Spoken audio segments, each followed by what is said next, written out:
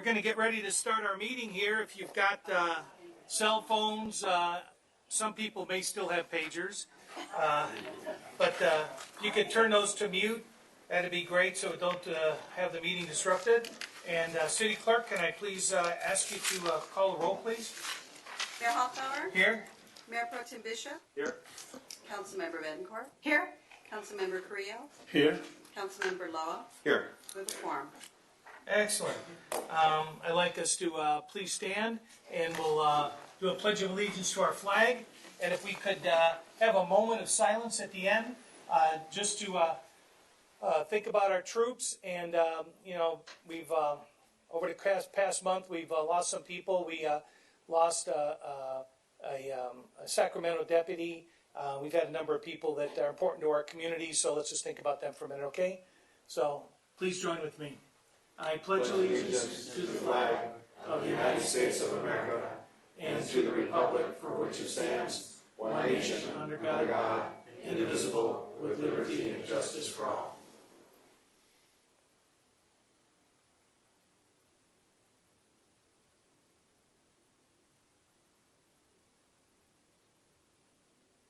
Thank you.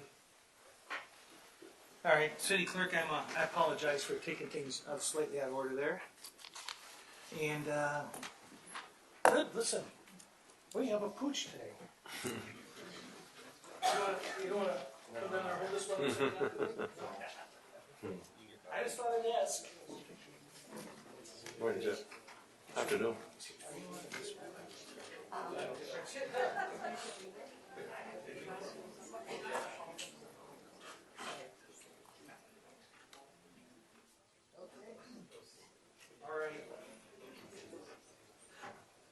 So every month we try to get one of our, I call them our homeless dogs, okay? We're trying to get one of our homeless critters over here so you can kind of see the variety and how adoptable they are. I think every single critter we've had in here at our city council meeting within a matter of a couple of days, sometimes the next morning, is getting adopted. So I think that the more critters we can get adopted successfully to their forever homes, and with somebody that's going to love them and take care of them, and give them a place to live, I think that's really important. So, and this is our volunteer, Jesse, who happens to come from my own hometown back in Chicago. Found out we live in a similar neighborhood. So Jesse's a volunteer over there. If you want to be a volunteer over there, this is the guy to talk to. He's going to tell us a little bit about Clancy. Chauncey. No. It's all right. We give them the names. They never really know. Yeah. So Chauncey is a black and white Siberian Husky.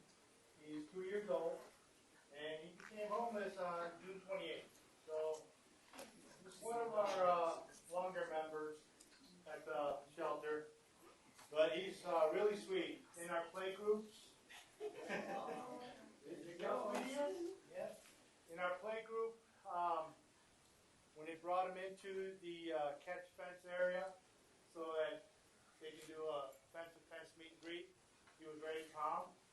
He let the other dogs sniff him out through the fence. And then when they brought him into the play area, he was pretty calm. His tail was wagging low.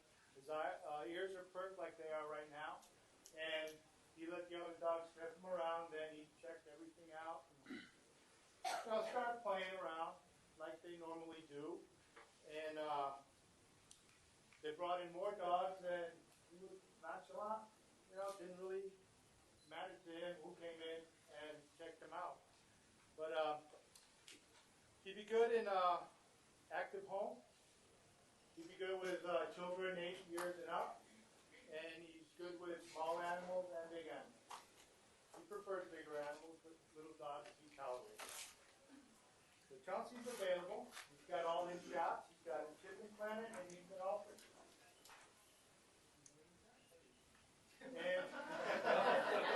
And the next bid will take that.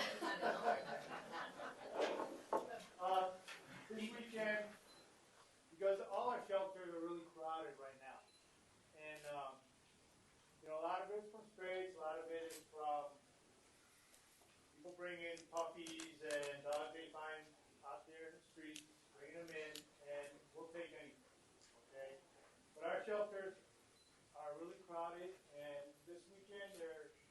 doing this event that's called See and Save. And it's going to be big because all the county shelters are going to do it simultaneously on Saturday. And dogs are going to be discounted. I don't really have exactly the price it's going to be, but the discount is really good. The dogs are going to be photographed by these professionals, and they're going to go on their website. Also, the producer from Shelter Meet is going to be out here, and they'll probably be visiting all the shelters. They'll be filming a lot of this stuff for a documentary that they're putting together. They could be movie stars too, huh? Exactly. So Here's your chance. we'll be there from 6 to 6 on Saturday, and hopefully I'll see some of you guys there checking out our animals. The ones that are available, the ones that aren't available, you put commitment to adopt on them, and when they become available, they'll call you.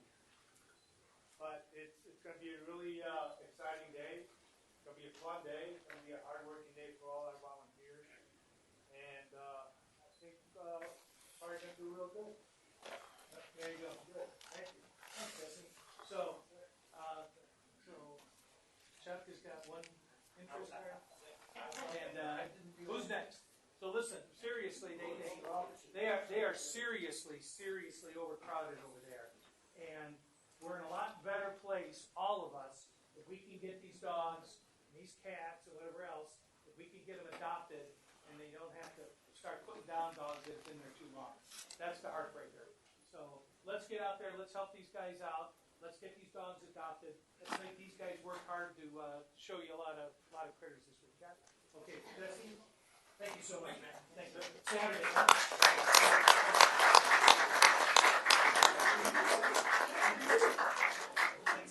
All right. So it's Mike Miller, if you would call him up. Mike Miller. And what is he?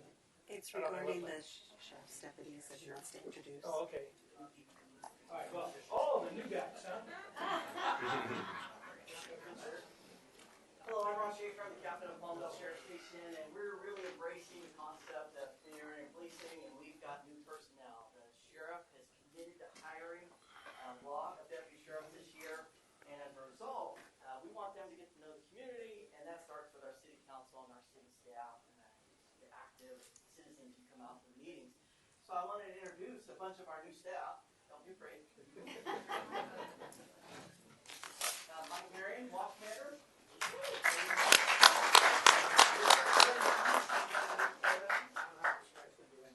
No, they are adoptable.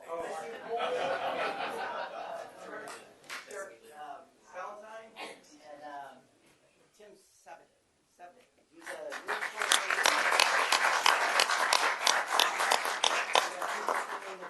very good. Joe Curiel, he's a new community deputy. Along with You don't hide. You don't hide. You show up, man. He's a new community deputy along with Omar Chavez. He's coming up. And then Mike Curiel. And we're not going to leave Jim back there. He's going to be our new liaison deputy to the city. So we're really excited. In some way or another, you are going to get to interact with all the deputies that are here. And we definitely encourage you to call the station when you have a need. That's one of the biggest challenges. Everybody wants to call me. But I'm not the guy that's able to dispatch that call, so I need you to call the station. And when you need service right away. If there's some other issues to talk about, our community deputies will be handling those issues. And then always, if you have a concern or you want to praise our personnel, we strongly encourage you to contact our watch commanders. So thank you very much. Thank you, Captain. I think that.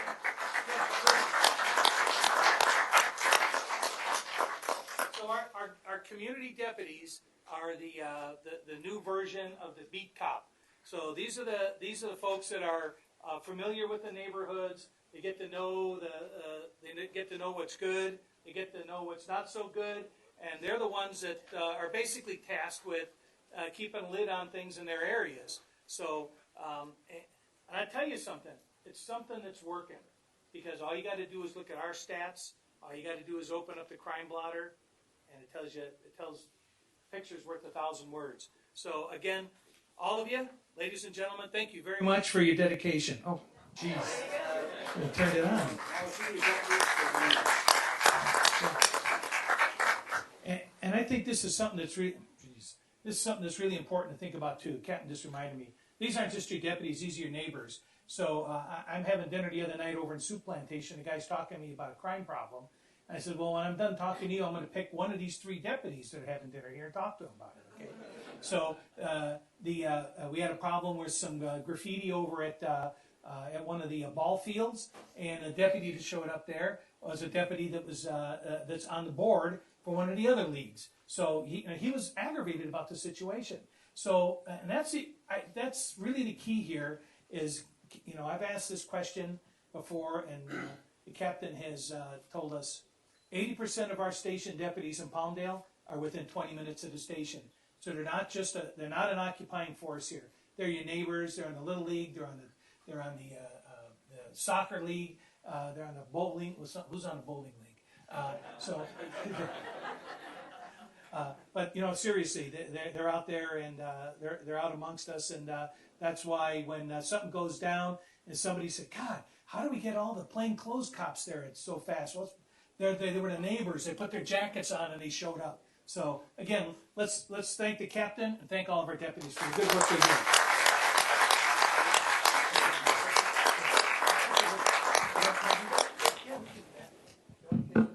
Sure.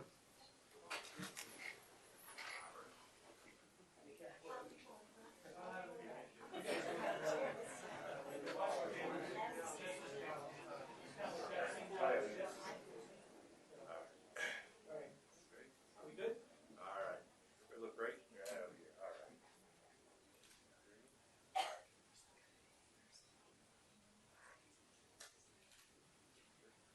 I'm going to count to 3. No, he's not.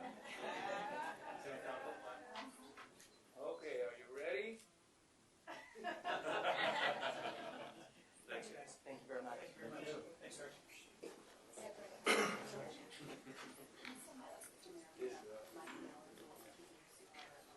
And Mayor, I do want to restate what the captain said for the public, that people are really quick to call the sheriff's department when they have complaints.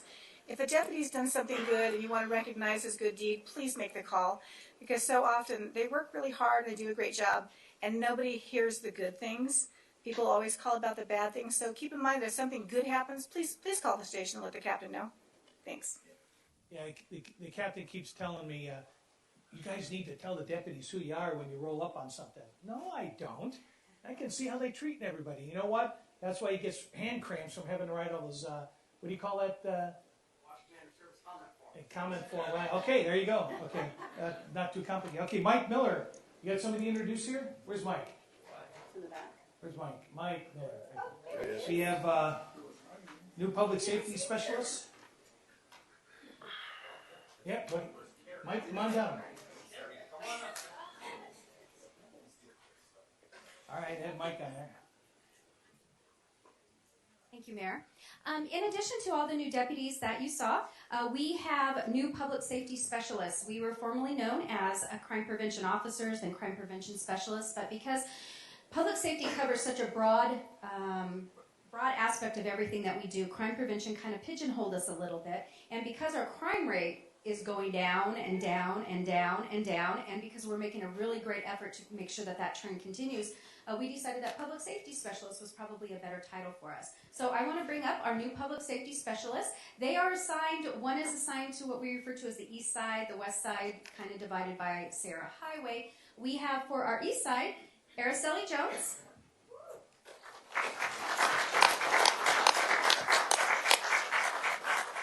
And covering the west side is Abner Diaz.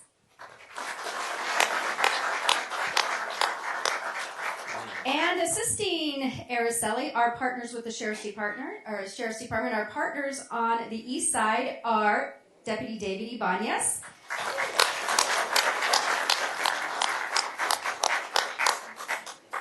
Are you making your way up here? And Deputy Joseph Curiel.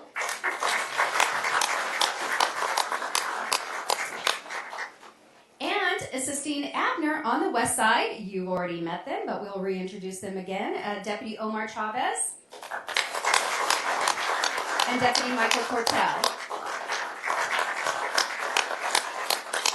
And Deputy Chavez and Deputy Ibanez were formerly community deputies, but they liked us so much and they couldn't resist and they came back to us. So we're very glad to have them back and to welcome our new community deputies. In addition to that, some of you may not know, but the City of Palmdale has what we call our community service officers, and they are a direct help and assistance to the Sheriff's Department. They go out and take the reports where there's no suspect information, and that alleviates the deputies to be able to go out and address those crime calls. They also assist with traffic closures if there's accidents and that type of thing. So they're a huge assistance to the Sheriff's Department. Tonight we have one of our community service officers, Officer Dennis Pearson. So we'd like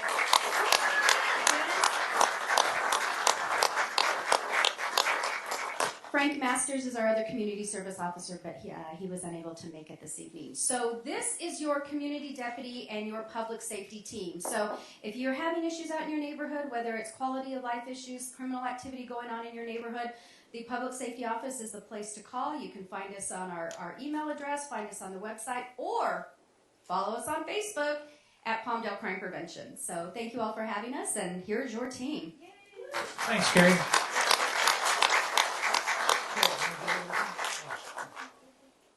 So I want you to get a good look, because sometimes the person that's going to come to your incident, your complaint, or your issue may not be wearing a badge, may be in plain clothes, may be in a white shirt.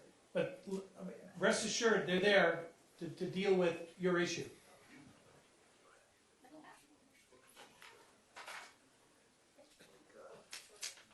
I'm trying to figure out how to count to 3. Ready?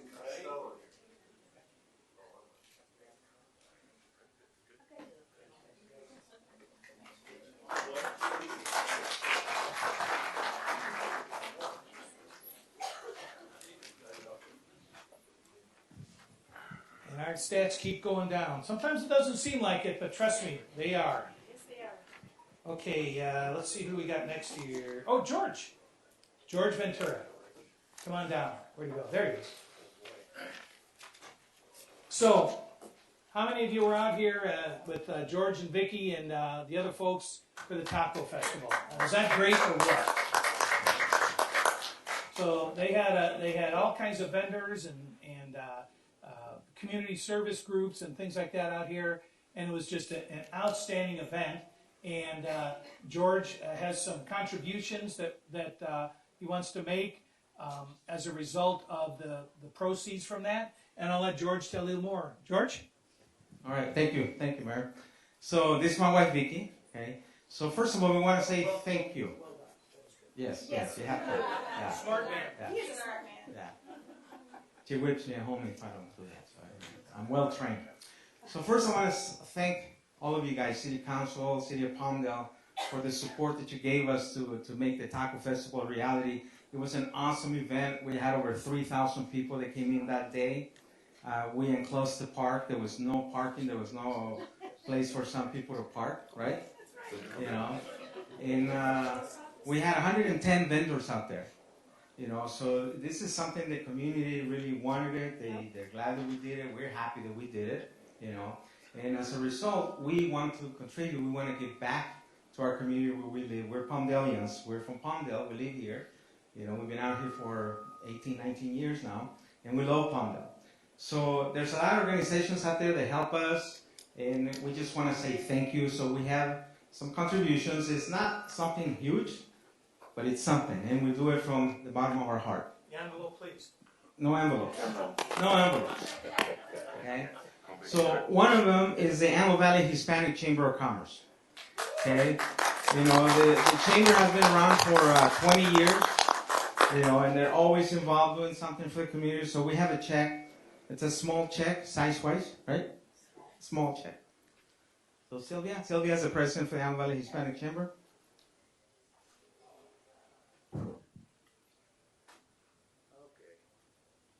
On 3. Ready? 1, 2, 3.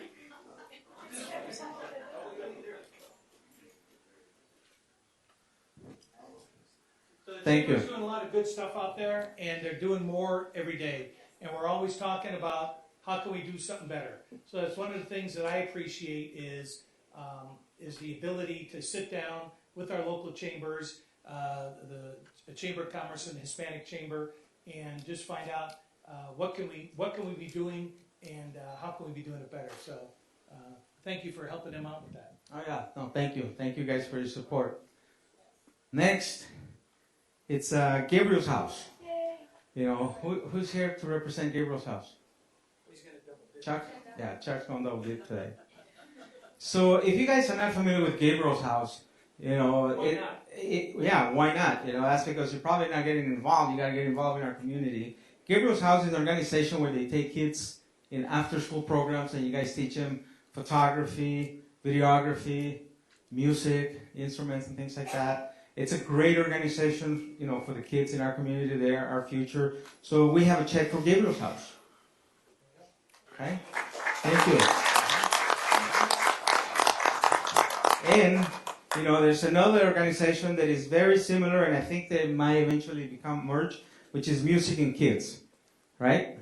And same program, they teach kids, you know, how to stay out of trouble by doing music, right? And if you guys haven't seen these kids rocking, rolling out there, they're awesome. You know, they had a concert. I went to see them play at Mike, what's it called? Mike Jersey Mike's the other day. And there was one girl that wow, she's amazing. So here's another check for you guys. Okay? Thank you again.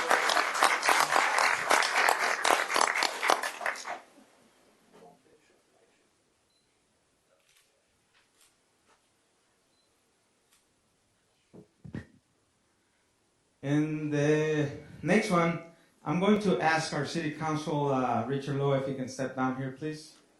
Oh, you didn't know this. You didn't know this, right? So another organization that we have here in the Alma Valley is the Palmdale Sheriff's Boosters. You know, and the Palmdale Sheriff's Boosters organization that gets together and come up with funds for our Sheriff's Department. There's a lot of things that there is no budget for the Sheriff's Department. So as boosters, you know, they come together and they help. Like you guys just got a $70,000 truck for the Sheriff's Department, right? So things like that. So here's a small contribution for the Palmdale Sheriff's Boosters, okay? And he is Vice President for the Boosters.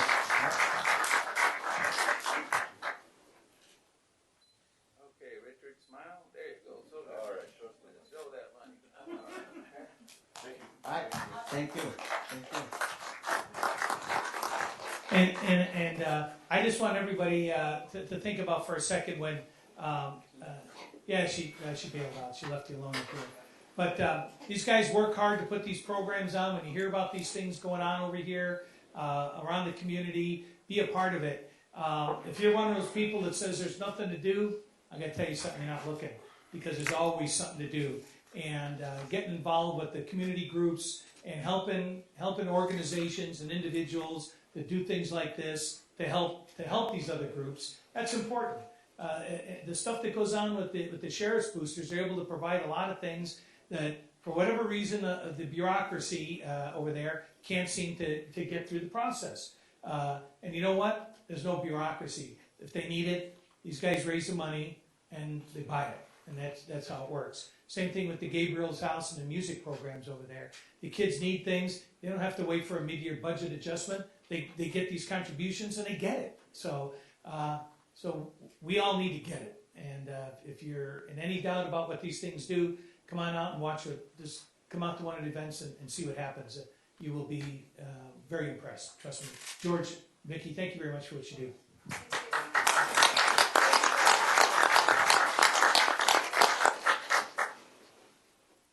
Oh, here we go. Want to give me a hand with this? Sure. So I'm going to ask Mr. Lowe, because this is his district, to give me a hand. So we've got our Miss Rancho Vista queens up here, and princesses, and little misses, and all that kind of stuff. So come on down, ladies. So you know what? We'll walk over here because it's easier for John to get the picture. So we'll get you guys down here. We'll get you. Don't worry, we'll get you for one. So you know what? We're going to mess this up. So I'm gonna let Mr. Lowe mess it up. All right. Well, we have 2019 Miss Rancho Vista, Kaylin Lattimore.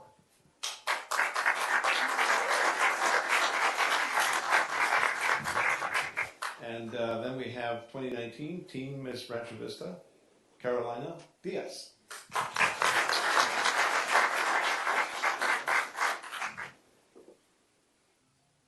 Then we have the 2019 Junior Miss Rancho Vista, Olivia Starks.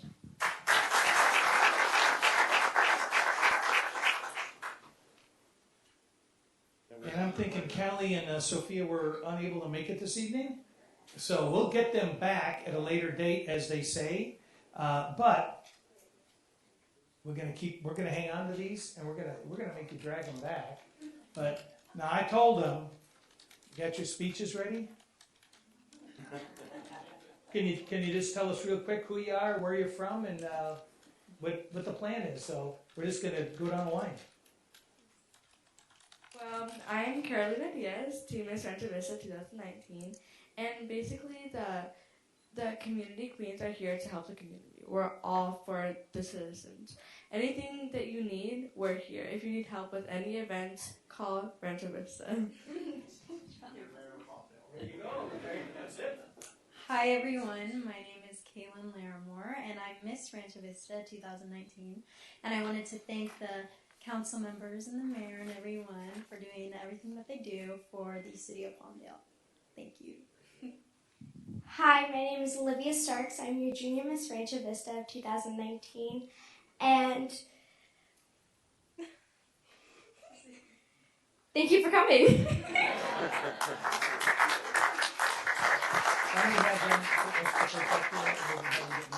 So we're gonna have you get in the center here, and John will get a picture. We can get the other council behind us. Over this way, ladies. So you're gonna see these young ladies out there a lot, and right now, you know, it's a little tough for them with some of their speeches and things like that because they're not used to these public appearances. You can give them a little bit of time, and they're gonna run circles around the rest of us. It's amazing watching how much they grow and watching how hard they work in the community on behalf of the community. So here we go.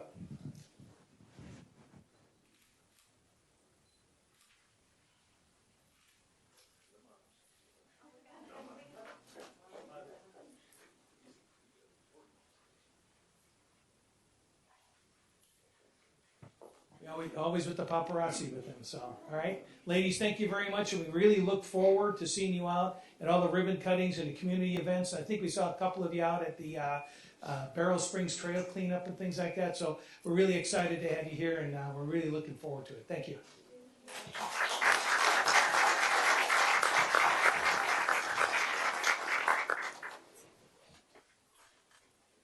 We got the Southern California guests.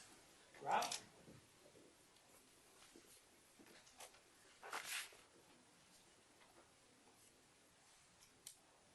So believe it or not, if you looked at your gas bill, you will have noticed a rate change recently. And this one went in the right direction. Rob, you want to tell us about that? This is actually for those who drive natural gas vehicles and fill up at our gas stations. The state of California has what's called low carbon fuel standard credits, and it's designed to give benefits to people who drive vehicles that help reduce greenhouse gas emissions. And there's a goal to reduce greenhouse gas emissions from transportation fuel by 20% by 2030. And natural gas helps do that. And so the gas company gets credits because we sell natural gas as a transportation fuel, and then we've taken those credits and returned that to those who drive natural gas vehicles. And as of April 1st, we reduced the price at the pump by 26 cents per gallon equivalent. Now, if you drive, who in here drives a natural gas vehicle? Oh, why not? Good question. Our fueling station here in the Antelope Valley, it's at J in Division, is $2.02 right now. The cheapest I saw driving over here for gasoline was $3.49. Maybe it's a little cheaper somewhere else. But so think about that cost savings next time you're deciding what kind of fuel to put in your car. I drive a gasoline vehicle, I'll be honest. But electric vehicles are getting all the attention, they're all the rage. But natural gas vehicles actually have the same and even more in some aspects reduction in emissions when you look at the life cycle and the power plant equivalent emissions. People tell you electric vehicles don't give off emissions. Well, they don't out of the tailpipe, but that electricity's got to be generated somewhere. So anyway, we reduced our price of natural gas for fuel transportation by 26 cents per gallon, and we appreciate the city of Palmdale recognizing us for this. Thanks, and I want to tell you, Rob is a real Johnny on the spot when things happen up here. When that catastrophe happened up north and the gas line broke, Rob was right on top of it, showed us how our system here is a different system, not subject to those problems. We have the earthquakes, the gas company is like the first guys out there to make sure everything is functioning properly and we're safe. So we really appreciate it. I know our fire guys appreciate you guys. And the two guys that are our heroes out there when there's a problem is a trouble crew from the gas company and from Edison. So it's always like, oh God, thank God they're here. They know how to shut this stuff off. So anyways, so $2.06, $2.02, there you go. Rob, thank you.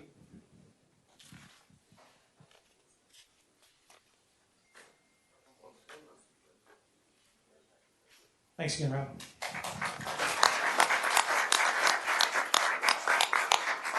And Carrie Smith.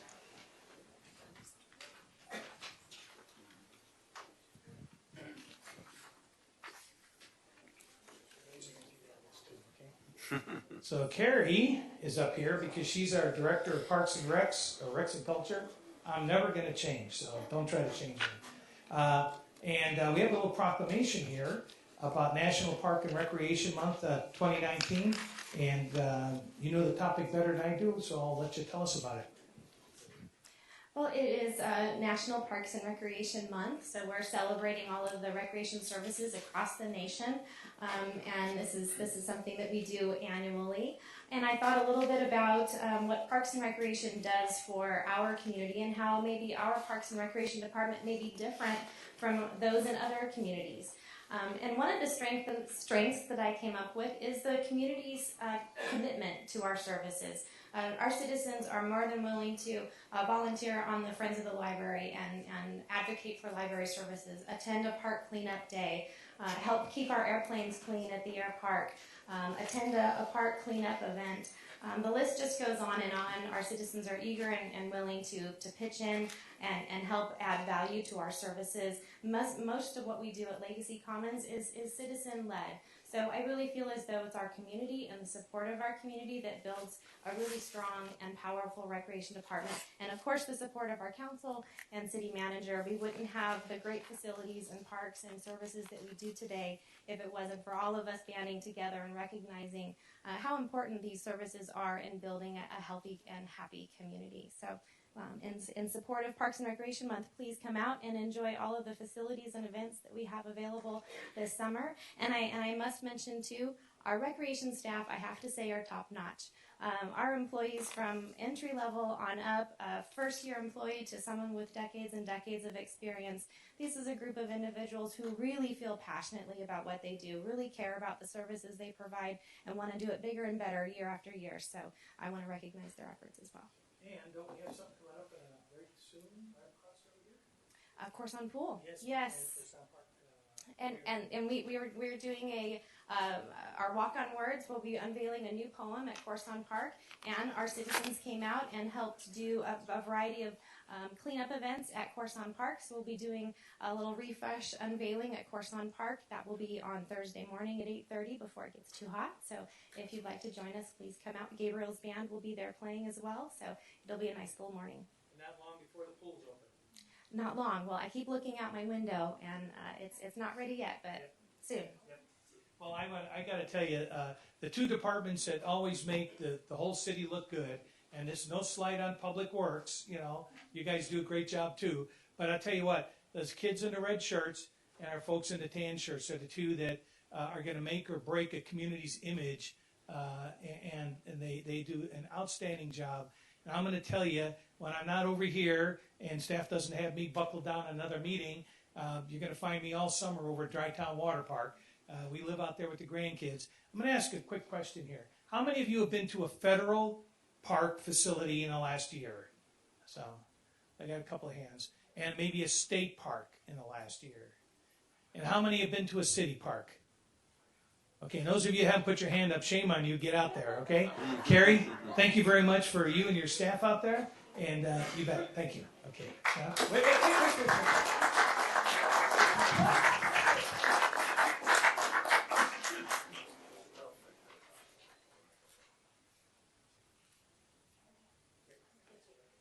All right, I think that's it, right, City Clerk? Yep, We're good? that's it. All right, now we get down to business. Thank you for bearing with us.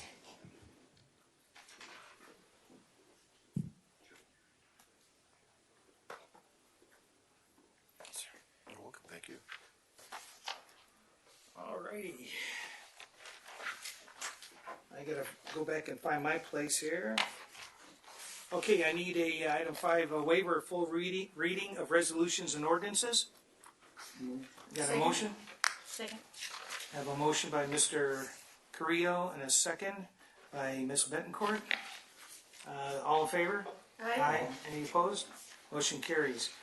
So now what we're gonna do is, so you don't have to stay here all night, we're gonna have our public comment period now. So if you've got any comments you'd like to make on the consent calendar items, most of these consent calendar items are like renewals of things, the annual, okay for us to buy, plumbing supplies and things of that nature. And on non-agenda items, so if there's something other than a public hearing item up here, but anything 7.1 through 7.43 are non-agenda. If you have something you'd like to say, now'd be a great time to come on up. So come on down and state your name for the record. So it's a mad dash. Do we have any speaker cards tonight, by the way? We have one, Cynthia Duenas. Okay, who's Cynthia? Okay, so she beat you here, so you'll be up next. So, Hi, Marcia. yes, ma'am. My name is Marcia. I would like you to take into consideration 7.21. Approving a policy for distributing tickets and passes to city officials expands when one reads the full resolution. The list of city officials is quite long, and this resolution branches out to include family members, and passes and tickets used as rewards for a multitude of categories. This resolution, by its face value, implies Palmdale has no free pass or ticket policy now. Is that the case? What happens to free passes and tickets that the city receives now or has received in the past? How many passes or tickets does our city receive per performance generally? The distribution and fair handling of special items received by our city is important to maintain the morale and the transparency within our borders. Thank you. Thank you. Just so you know that the primary purpose behind that is for the tickets and things that the city generates for our concerts and things of that nature. And it sort of gives us the guidelines because there's new rules that have come down from the FPPC. So now we're all going to have a spreadsheet. So when we have people that we want to invite and bring to these concerts and things, we've got to log them all in. And there's triggers that cause reports to be made. So this creates the record for us to do that. Thank you very much. Ma'am, you're up. And when you get up, if you could again state your name, because she's got to go back and try to figure it out. So when you get up to the mic here. Okay, yes. Good evening, Mayor. Good evening, Council. My name is Cynthia Duenas. Okay. Hello, I'm here in behalf of a political science class. I was asked to come here to ask a couple questions that interest me that I want to know about our community. So my first question would be, how are residents involved in the decision-making process of our town? So this is it. So what we're going to do is we're going to let you ask those questions. Oh, okay. And then we're going to give you a card. I'm going to give you my card. Okay. And then we're going to respond to you because we can't get into that big, long dialogue Oh, here. got it. So I've talked to the professor about this, so Oh. this way we'll do it, okay? Okay. Okay, and then, thanks. And then my second question would be, what 3 steps would you take to put our city on a firmer financial footing? Well, I think we could almost answer that because our financial footing is great, our bond rating is great, and well, you just answered your first question because you were able to come up here. But what I would like you to do is, I want you to, if you want to expand upon that, I will spend as much time as you need. And I hope that your Anita, is that her name? Anita? What's your teacher's name? Yeah. Yeah, Miss Dawn. I hope that she's watching this. This is televised, and Public comments is for you guys to make a comment. There's not supposed to be any dialogue between us and you. Oh, got it. So it's only for Okay. you to speak and for us to listen, and we're not supposed to respond. And Oh. that's the way it's supposed to be. So Okay. Yeah. I don't think she's aware of the political way that Yeah, this is the supposed rules. to happen. Okay, but So- I can Yeah. I can. No, matter of Let fact. her know that she yeah. can watch this. It's televised. She can watch it, the old archives and stuff, and realize that this is public comment for you to say what you want to say, but we're not supposed to respond. And also, I just want you to know that that's one of the reasons I asked the city clerk to get the speaker cards, because that gives us the ability to follow back up with you. Is there anything more you want to talk about? Did you understand what happened? That kind of thing. Right. So, okay. Okay, thank so you. Yeah, if so you want to we'll- come in, we'll sit you down. We'll get bring you the staff- answers. yeah. Okay. We'll get you all the answers, more answers than you thought you asked questions to. Okay, thank Trust me. you. You bet. What school are you attending? Antelope Valley. That's ABC. College? Okay, Yes. great, good. Congratulations. Thank you. Yep. Good class. I'm sorry, I don't really know the way the policy when they're two different issues. My name is Marcia, and I'd like to speak on the non-agenda items. I freely admit that I am not a fan of alcohol being sold in our amphitheater, but I bow to the law of the land. At a recent amphitheater event, I took notice, because of those around me, how the sale of alcohol is conducted. Please correct me if I got it wrong. When purchasing drinks, IDs are checked and a wristband is put on.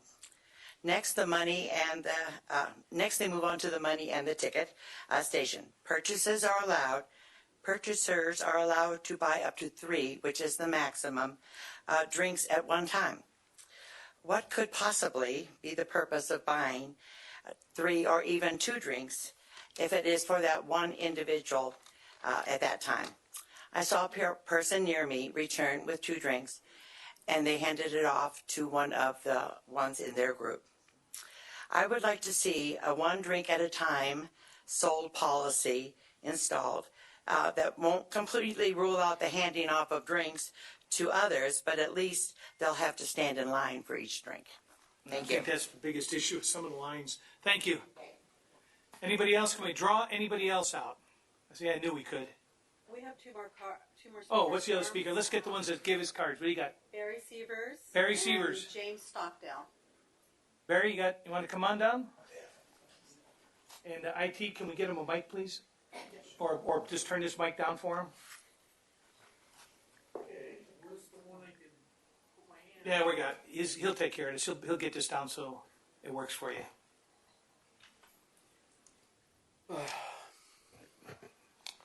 My name is Barry Sievers. I live across the street. And I want to thank the police department for all their help. I noticed that crime in our parks have went down. With just their presence, we have less homeless people in this park here and Corson Park. I want to thank them for it because they're there. You can see them. I don't necessarily have to get out of the car, just go by there, and I notice it's going down. And the second thing is George Ventura. I had a great time at that Taco Fest. I want to get, that guy really worked hard on it.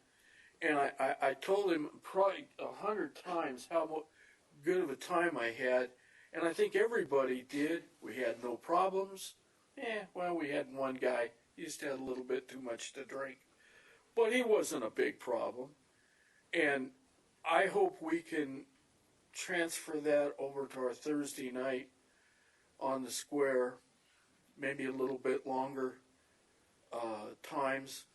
But I hope that we got rid of all the bad guys and we can go on with the good times. And I think everybody had a good time at those 2 events and our every other week event in the park.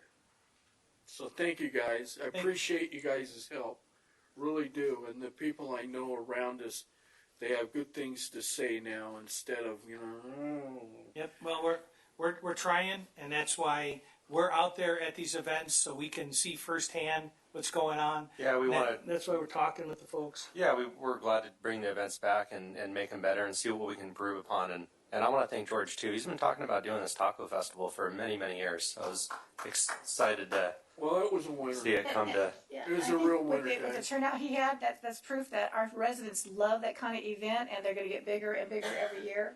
And it's a great opportunity for people to get out. And I hope that next year we can find a much bigger place to have it. So I'm going to be first in line next time. There you go.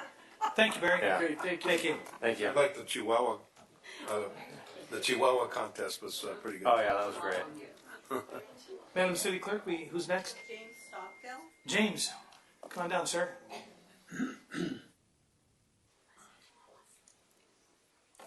All right, go ahead and pull the mic up a little bit there. Yeah, thank you. Thank you.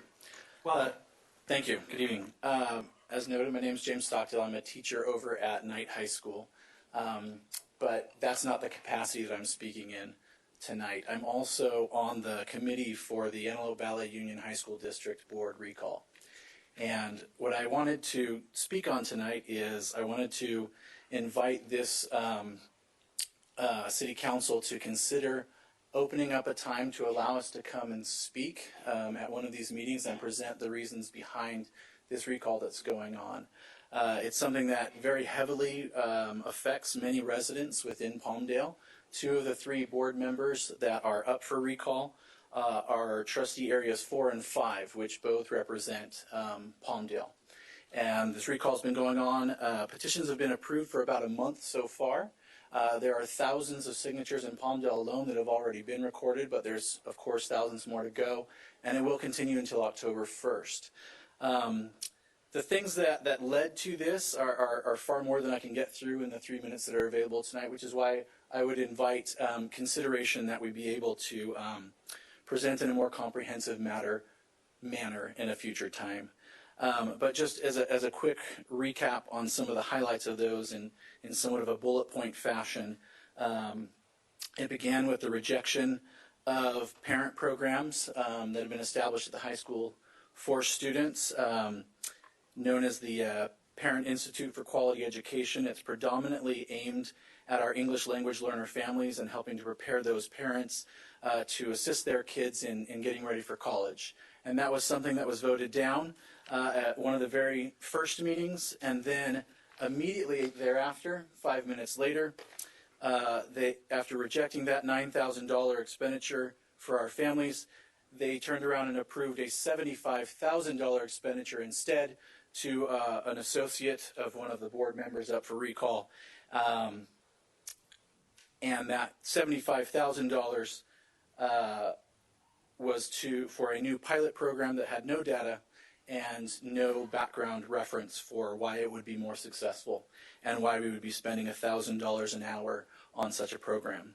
They then hired their own personal attorneys because they did not feel secure with the attorney that the district had, who they subsequently ended up firing later.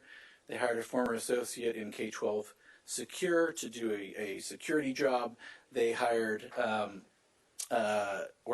they approved a contract with DivaCore Entertainment Group, which was also associated with one of the board members during the campaign. Wrap up here, okay? James? Sure. And as I mentioned, there are many other things. So we just would like the opportunity to present, and if that is not possible, we would invite people to go to avboardrecall.com for more information on this. Thank you. Thank you very much. Do we have any other speaker cards, Madam City Clerk? That is it. Is there anybody else who would like to speak now? Okay, so, oh, all right. I wasn't quick enough. No, I know. Shut me up. Good evening. My name is Station Amos, and I have lived in the city of Palmdale for 30 years. And I would like to say thank you for the fantastic fireworks show that was put on at the end of June. Is that pretty good? It was incredible. So I just want to say thank you. I know we had a couple of years drought on fireworks, legal fireworks that we could all go watch. So last year and this year was probably even more amazing than last. So thank you very much for making sure to bring back a legal and safe fireworks show for our city. Thank you. We're going to work on those food lines. Thank you very much. Yeah, that was a blast. I think we did good on that. Okay, is that it? All right. Moving on. Number 7, consent calendar. Consent calendar matters can be enacted in one motion unless items are pulled by the City Council. Were there any items the City Council wish to request be pulled off independently? I don't have a request to pull any items, but I know that there are a couple of items that have to do with our parks. I want to thank staff for working so diligently and so quickly in putting up those applications for the grants, and the staff for working on the resolution that is part of these items. Thank you all for working so hard in getting these applications on time and for the resolution. Thank you. I think all of us are very appreciative of that. So good comments, sir. And we had a good turnout for the Rancho Vista Park. And there was very good participation by the community in that, had a lot of good input. And there was an article, I think, in the AV Press highlighting some of the suggestions. So I think we're going to develop a great park over there. Yep. Thank you. Thank you very much. Any other items for comment or to be pulled, or a motion to approve? Move to approve the consent calendar. I have a motion by Mr. Loa. Second. And I have a second by Ms. Betancourt. And we will show the vote. Start voting.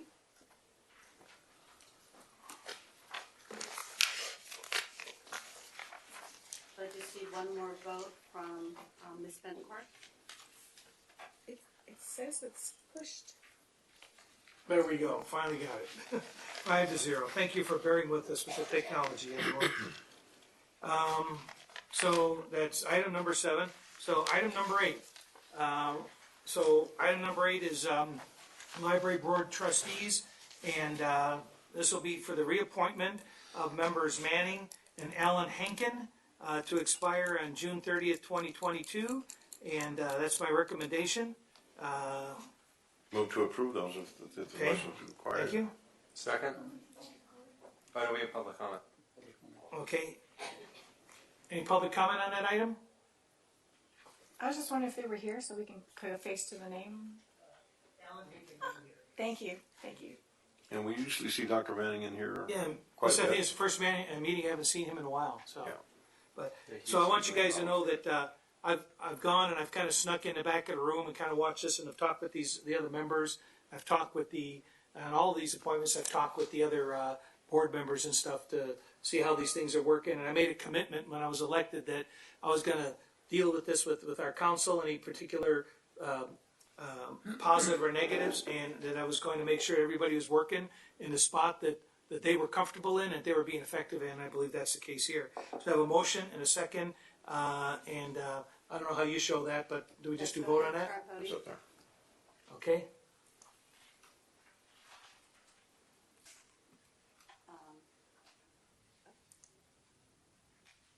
Okay. Motion carries 5-0. Mobile Home Rent Review Board members, Joan Ferry Scott, Marion Murray, and Deborah McLaurin for new terms to expire on 2021. So, Move to approve. okay. Second. So any public comments on this item? Council comments? Call for the question? Start voting.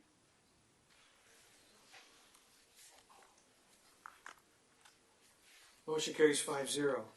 Okay, 8.3 is Planning Commission appointments. The District 3 position was recommended for reappointment by of Stacia Namath by Ms. Betancourt. That's her district over there. And Mr. Avery is the at-large commissioner.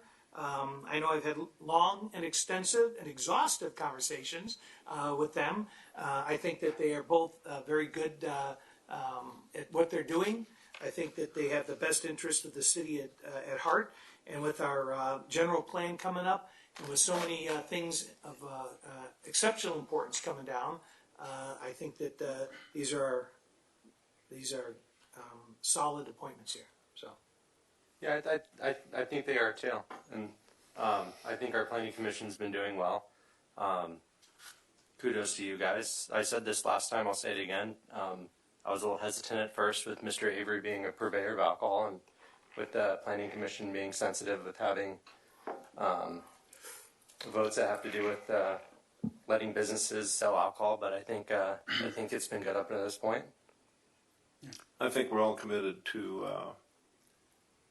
really improving the city, and part of that includes quality development, for housing, for It's quality of life, business, and for making quality sure of that life. making sure that our city's on the right track, that we're finding a healthy balance, and making sure that our planning commission's finding the right mix for everything for our city, making sure it's not too much of this or too much of that. So I think there's a challenge because of all of the things that are coming down the pike, and it's going to take a lot of concentration and effort on your part to make sure that we maintain quality at the same time serving the needs of our community and bringing in new residents as well as especially new jobs, which is very key.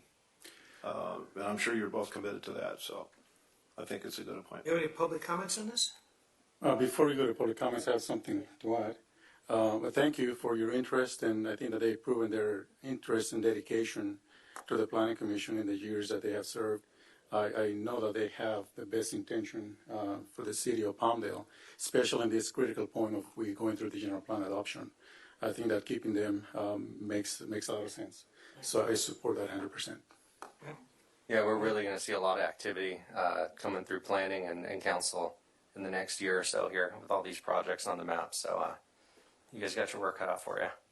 You know, and we talked about the crime reduction in our city, and it's not just law enforcement. It's not just city council. Every single part of our city, including the planning commission, work together in unison to help keep our crime rate down by making sure we put in the right type of businesses with the right type of owners and that type of thing. So we all work together as a team. It's not them against us. It's all of us working together.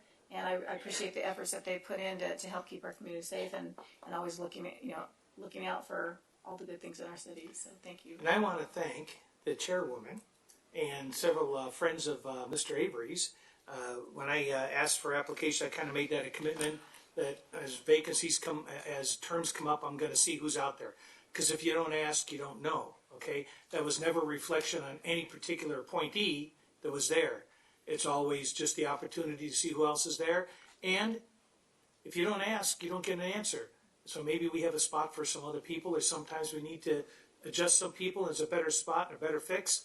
I think we've got a good fix the way we've got it here right now. And I just want to make one additional comment, and that is, our purpose, and I can say that I'm committed to this purpose, is not to be disruptive.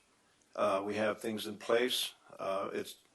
The Planning Commission is operating well and efficiently and intelligently, and instead of disrupting that, I think we just need to continue with what we have with you, and I expect that we will continue to have the great service that you're providing. Yeah, and our chairwoman's been very involved too, just to throw that out there. Veterans, the wall, she's out there. She's involved. Yeah. Right. Thank you. Well, I made the motion on that item. Can I get a second, please? Second. You have a couple of seconds. Whoever pushed the button first. And and once the computer doesn't crash, Okay, start. we will go ahead and we'll vote on that. There you go. That item carries 5-0. Thank you very much. Congratulations. We're looking forward to all of you doing outstanding work in the upcoming term here. Thank you very much. Oh, that's good. Yeah, that's good. Yeah. Normally we don't do that, but this is one of the times that it's appropriate. All right. So I got item number 8.4. We have one more spot here. We all got tied up on those because of the importance of that, but this is equally important. So we have a director for representation to the Palmdale Aerospace Academy Board, and I'm recommending Mr. Porter. He's got a doctorate in education, and he's got specialty in special ed and special needs, and ranked pretty highly on the previous round, but was still working for the school at the time. So we kind of needed to wait for his retirement, and a spot came open here. So I'm going to make that my motion to appoint Mr. Porter, Dr. Porter, excuse me. Is Dr. Porter here? Yes, sir. Okay. And what about Ms. Chavez? Did she come in? She was the other candidate, right? She's not here. Okay. Okay. Second. Okay, public comments on this, or anybody want to comment on this particular appointment? Council? Any words? No? Well, I think it's an excellent choice. I mean, his experience really brings a lot to the table. I think that his expertise will definitely be in the right direction with KPA. Yeah, I remember he came up in the last round Yeah.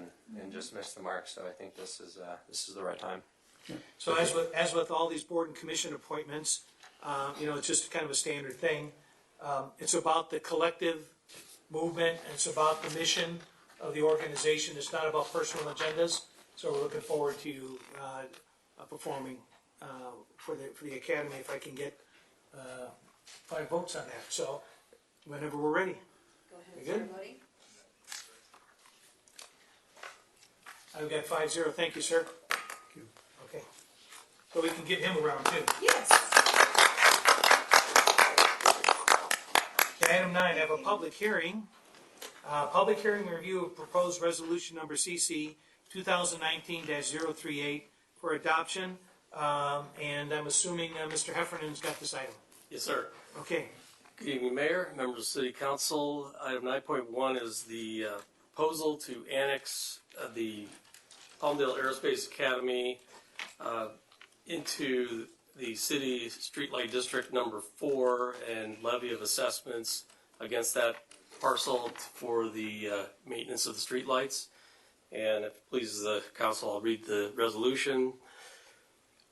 Resolution number CC 2019-038, a resolution of the City Council of the City of Palmdale approving the engineer's report, ordering the annexation of assessor's parcel number 3020-004-095 Aerospace Academy located at 3300 East Palmdale Boulevard into the City of Palmdale Streetlight Maintenance Assessment District number 4 as annexation 2019-173. And the levy and collection of assessments within such annexation for fiscal year 2019-2020 and confirming diagrams and assessments pursuant to the provisions of Part 2 of Division 15 of the California Streets and Highways Code and as provided by Article 13, D of the California Constitution. I was going to say, boy, that sounds like a lawyer wrote it.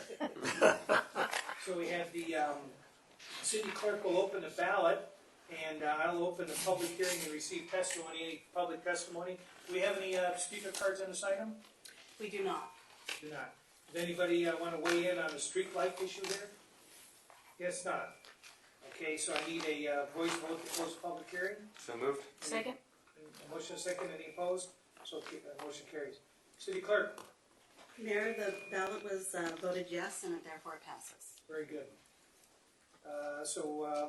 We have staff recommendation to adopt resolution number 2019-38. Do I have a motion? I'll make the motion. Okay, Ms. Second. Betancourt? Second. Mr. Lowe has a second. I promised the city clerk I would move slower for the machine. And then go ahead and start voting.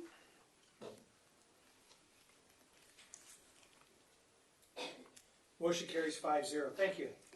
Item 9.2, public hearing and review of proposed resolution. I need to before we start. I need to recuse myself for having or living within the Anaverde district. That's 9.2, right? Yes. Okay.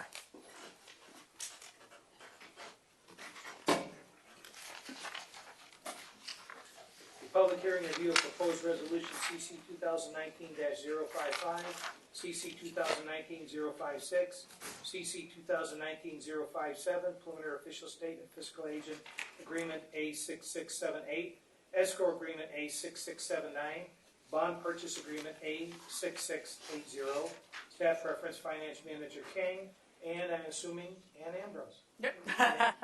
Standing in for Keith this evening. Mayor and Council, good evening. So this item before you is basically the culmination of an item that was before the council back at the May council meeting, in which you authorized moving forward with the annexation of parcels, about 54 lots from Anaverde Community Facilities District B, improvement area B into improvement area A. I'm going to do just kind of the cleanup of reading all the resolutions, and then we'll introduce Mr. Paul Timmig, our bond counsel, who will talk about the annexation portion of this, and then Suzanne Harrell, from Harrell and Company Associates, who is our advisors, who is our financial advisor, and we'll talk about the bond refinancing. So, to clean this up at the very beginning, so three of the actions is adopt resolution number CC 2019-055, a resolution of the City Council of the City of Palmdale of annexation of territory to Improvement Area A of the City of Palmdale Community Facilities District number 2003-1, Anaverdi Public Improvements, authorizing the levy of a special tax therein, and submitting levy of special tax to qualified elector of the territory to be annexed. Adopt resolution number CC 2019-056, a resolution of the City Council of the City of Palmdale declaring results of special annexation election, determining validity of prior proceedings, and directing recordings of amendments to notice of special tax lien and notice of cessation of special tax, Anaverdi Public Improvements. And adopt resolution number CC 2019-057, a resolution of the City Council of the City of Palmdale authorizing the issuance of Improvement Area A of the City of Palmdale Community Facilities District number 2003-1, Anaverdi Public Improvements, 2019 Special Tax Refunding Bonds, and approving related documents and actions. With that, I will introduce Mr. Paul Timmig, who will walk through the process and the public hearing on this item. Thank you. Good evening, Mayor, council members. We've been through this a few times. I think you could probably give us like the Reader's Digest version of this. Well, this is annexation process. It's mandated by the government code what you need to do, which is hold a public hearing, adopt a resolution calling an election. The sole property owner is the only one entitled to vote. We already have their ballot in hand. The clerk will open the ballot, announce the results of the election, and then adopt a resolution canvassing the election and recording a lien on that property, recognizing it's now in Improvement Area A and will be taxed once the homes are built, just like any other homes in Improvement Area A. So it's very procedural, and I'm happy to answer any questions. Once we have those parcels in and homes are built, the tax will be spread more widely onto those homes, which will give a little bit of relief to the existing homeowners, not to mention the relief that your municipal advisor will outline once we issue these refunding bonds. So any questions? In a nutshell, everybody will be basically on an even keel. Correct. And the existing homes up there will actually see a reduction on their CFD taxes, correct? Eventually, from this annexation, when homes are built. Right. So yes, it'll be a little while, but I know the home builders are anxious to get going. Right. And this was a way to free up the 54 lots for development. The infrastructure's there, ready for them to develop. So yes, it's a win-win, I think, for everyone to have this annexation occur. The rest of Anaverdi, when it will develop, we're not sure. They know they need a specific plan amendment, so it may be a while, but this was a way to get these 54 lots moving along with homes. They gave us a comprehensive review of their plans at the last workshop that was conducted at the last meeting. So. Council, any questions from the council? Thank you. Thank you, Paul. Ann, our city clerk? Mayor, the ballot was open. It was voted yes, so approved the annexation. Okay. Was there any other report or any other staff member that we needed to look? We should open the public hearing. Right. So any public hearing, anybody want to speak on the Anaverdi issue? Come on up, Barry. You got to come up here.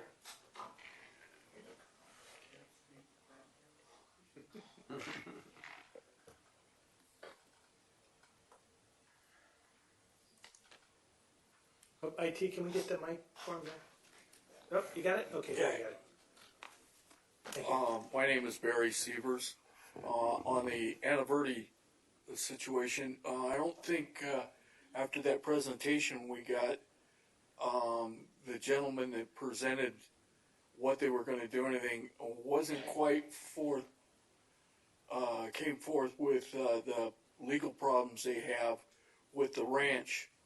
The guy that owns the ranch has never been paid for the property, So if you go out to Anna Verde, you'll see fences up and cattle on that land.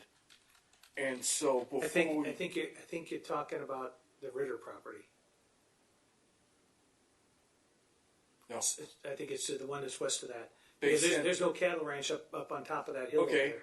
they stand corrected. I'm there. pretty sure that's what you're thinking about. Well, this was a letter that was put out to the people in Anna Verde, and you can see the barbed wire up there, and they've put cattle out there. Okay. So another problem, if I got Anna Verde wrong, Well, you know what? We'll have the guys look into that and make sure that that's cleared up if there's any issue up there. So. okay. All right. Thank you, sir. Thank you. Yep, you bet. Anybody else? Do you have a motion to close public hearing, please? So moved. Second. Motion second, all in favor? Aye. Aye. Motion carries. No other public comment? I'll need we need a motion to adopt resolution number 2019-055, 2019-056, 2019-057. Do I have a motion? So moved. Second. Mr. Loa has the motion. Ms. Betancourt has a second on that? Yes. Maybe. Go ahead and start voting. We have a motion and a second. Oh, it says no second. It was actually, we did. And I pressed that button on time this time. So go ahead and start voting. It was actually Laura Betancourt was the second. Okay, so Loa and Betancourt. So it says nobody, but we know better. Yes. So, how do you like that? That's all the respect you're getting out of the computer tonight. It's my lucky day. So the record should show that Ms. Betancourt was the second? Yes. Okay, thank you. And it shows 4-0-0 with Mr. Bishop abstaining. And before we bring Councilmember Bishop back, I'd like to give Suzanne Harrell a chance to summarize what you just approved, so we can talk a little bit about the bond deal, let the public know what's happening.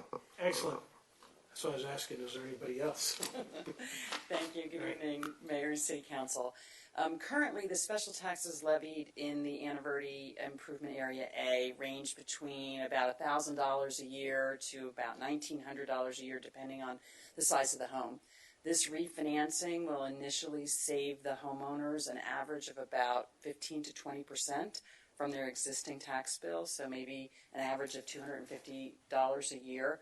And then once the annexation parcel that you just approved gets developed, that will further give them about a 3% further reduction in their special taxes on an ongoing basis. There's 16 years left of taxes in this district.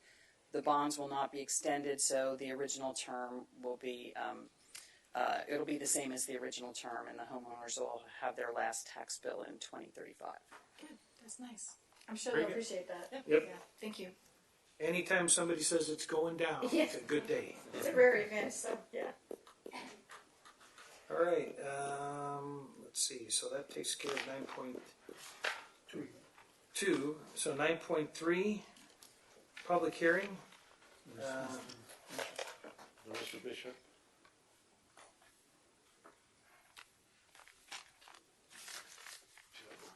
Oh, thanks. Yeah, I just wanted to introduce one of our new housing staff, Ms. Vicky Razzo. She's actually coming back to us. Good evening. Welcome back.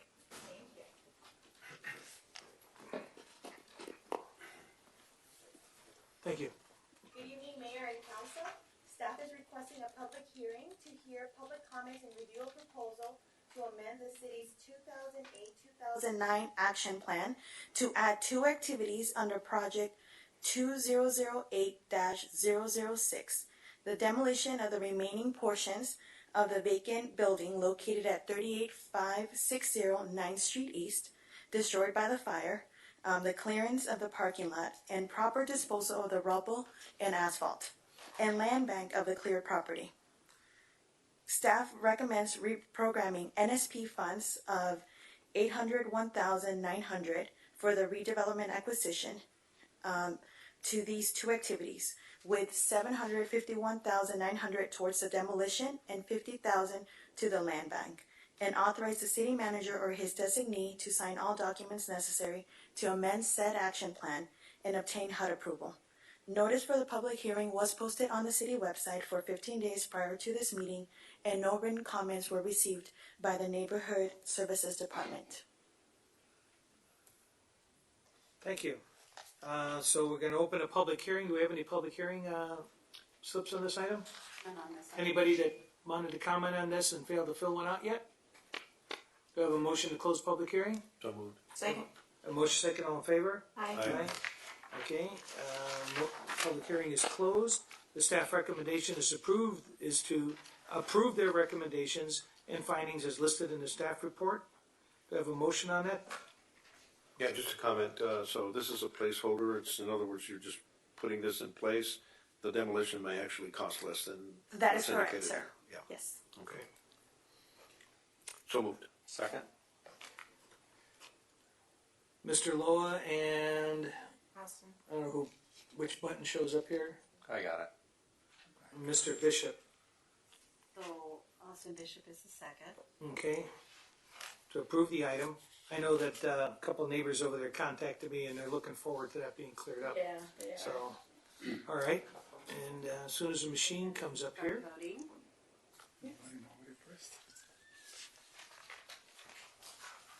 Everybody show your votes. Item carries 5-0. Thank you. Do we know how long it will take to get that cleared? I was just curious, because we have had some public ask us. It's federal funds, so it has to go through a process, so it will take a few months Okay. to be able to go through the whole process. Thank you. Yeah, thank you. Bet you don't miss going down to Wilshire Boulevard, do you? I do not. It takes me 15 minutes to get to work now. That's something. Took you longer than that to get That's good for upstairs the from that economy. lobby. I mean, it's good for the environment, I mean. Yeah. We need more of that happening. More people to stay here Yeah. instead of traveling down. That's right. It's so funny when I was talking with welcome back, by the way. What department did you work in before? I was in public safety. Okay. And crime prevention. That's right. That's right. And you're down there. It turns out that we probably passed each other in the halls in that building. Right. I was over there quite a bit with housing and code enforcement. So That's right.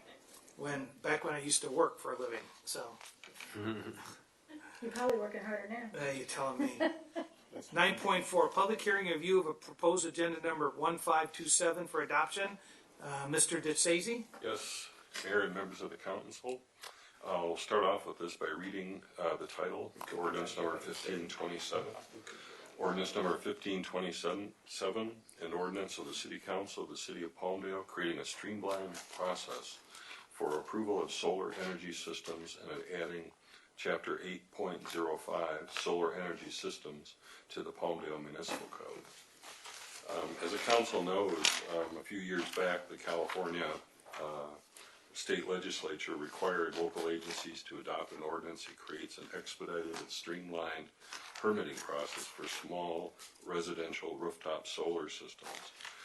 Proposed ordinance 1527 would create an expedited, streamlined, and non-discretionary permitting process for small residential rooftop solar systems in compliance with the government code.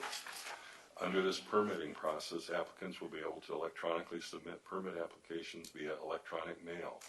Applications that comply with a pre-approved and publicized checklist will be automatically approved by the building official unless the proposed small residential rooftop solar energy system would have a specific adverse impact to public health and safety. The California Government Code also authorizes cities to modify existing state standards due to unique climatic, geological, seismological, or topographical conditions.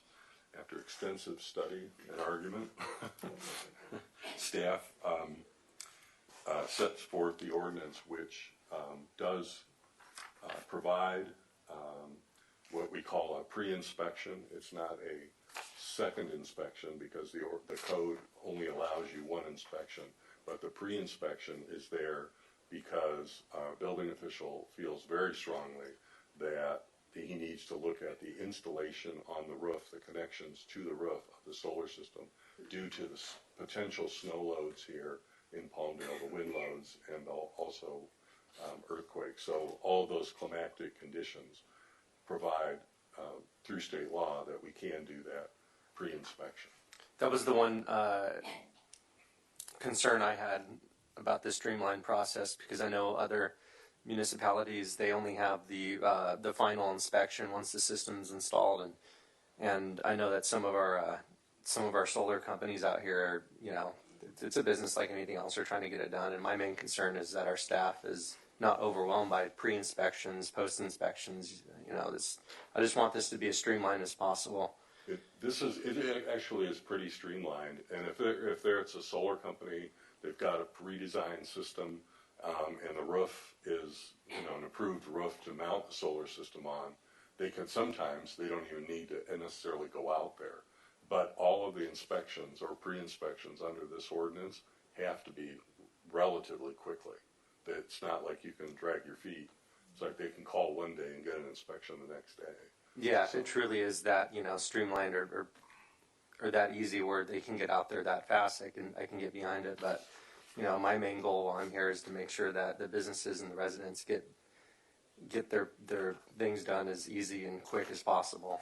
So when I hear like, oh, there's a pre-inspection and a post-inspection, when other cities are only doing one inspection, it's just, Other cities aren't catching some of the problems that our guys are, though, because some of these roof nail things, that's one of the things I asked that same question. Right, this isn't about other guys, this is about us and taking care of our residents. Yeah, because right? The thing is that if all of a sudden somebody's roof pulls loose, because the panel's pulled up, because the panels are well secured to the roof, but the roof sheeting Right, wasn't and that's on the adequate. solar company, and, you know, to make sure they do good work. We're just They've already merely cashed here the to check, we're getting a call, so.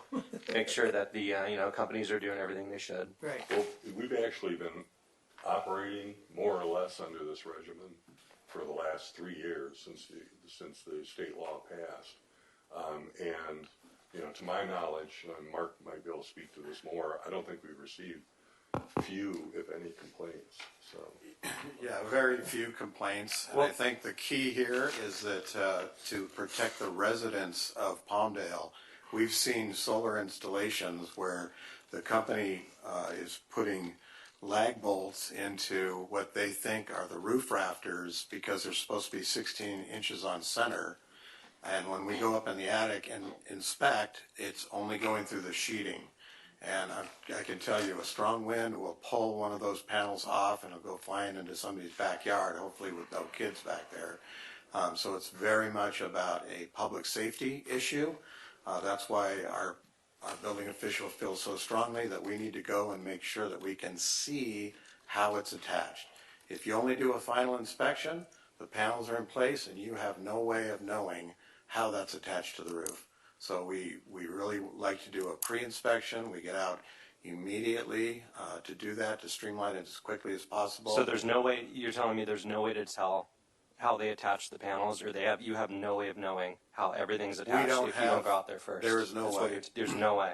Nope. It's insane. I've never heard that. There's no way on a post-inspection trust that they can figure out how this thing was installed. Well, you'd have to remove the panels. By that. You'd have to remove the panels. Wow, okay. It's a lot easier to do a pre-inspection. I tell you what, having done it for 32 years in the fire department and a third of that as an inspector, cheapest and most efficient inspection you can get is a pre-inspection. Well, I only bring it up because I've heard, you know, and I bring it up because I've gotten some feedback. It can be a difficult process. Maybe the guys don't make it out there in the quick 24, 48 hours. So I'm merely just trying to make sure that things are getting done, streamlined and efficient. So when I hear that there's, you know, 2 meetings or 2 inspections instead of 1, you know, that's all I'm saying. Because I've gotten the feedback. I wouldn't bring this up if I hadn't gotten the feedback from residents and solar companies. Right, so I do. I'm gonna It's my duty to the residents to bring it up. I've gotten one enormously frustrated homeowner that called me. And when I chased that back, and I called development services, I called the inspectors, I called the contractor. It turned out the contractor was the guy that was screwing up. He wasn't doing what he needed to do. He hadn't submitted the paperwork he needed, and he was trying to blame this process, and it had absolutely nothing to do with this process because he hadn't submitted the proper paperwork. So it's actually quite simple when you take a look at what's going on out there.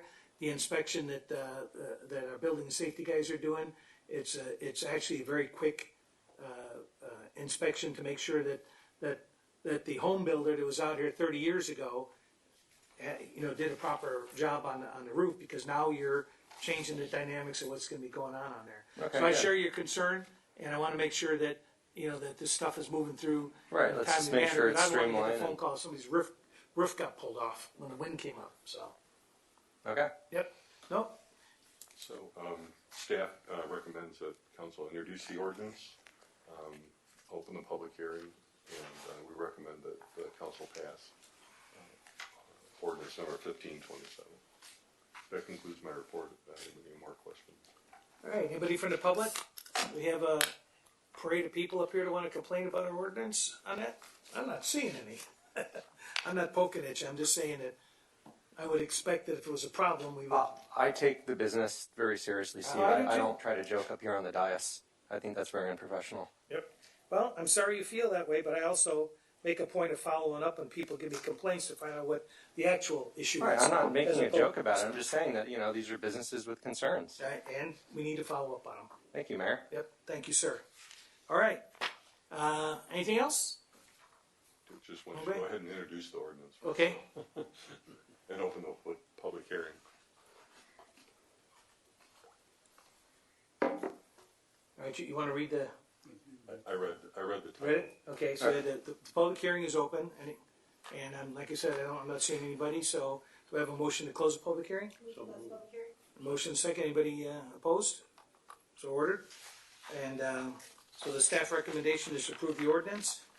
I move to adopt the ordinance number 1527. All second? A motion and a second, all in favor? Aye. Oh, show your vote. I'm trying to put the second motion in. We have a motion and second. Go ahead and start voting.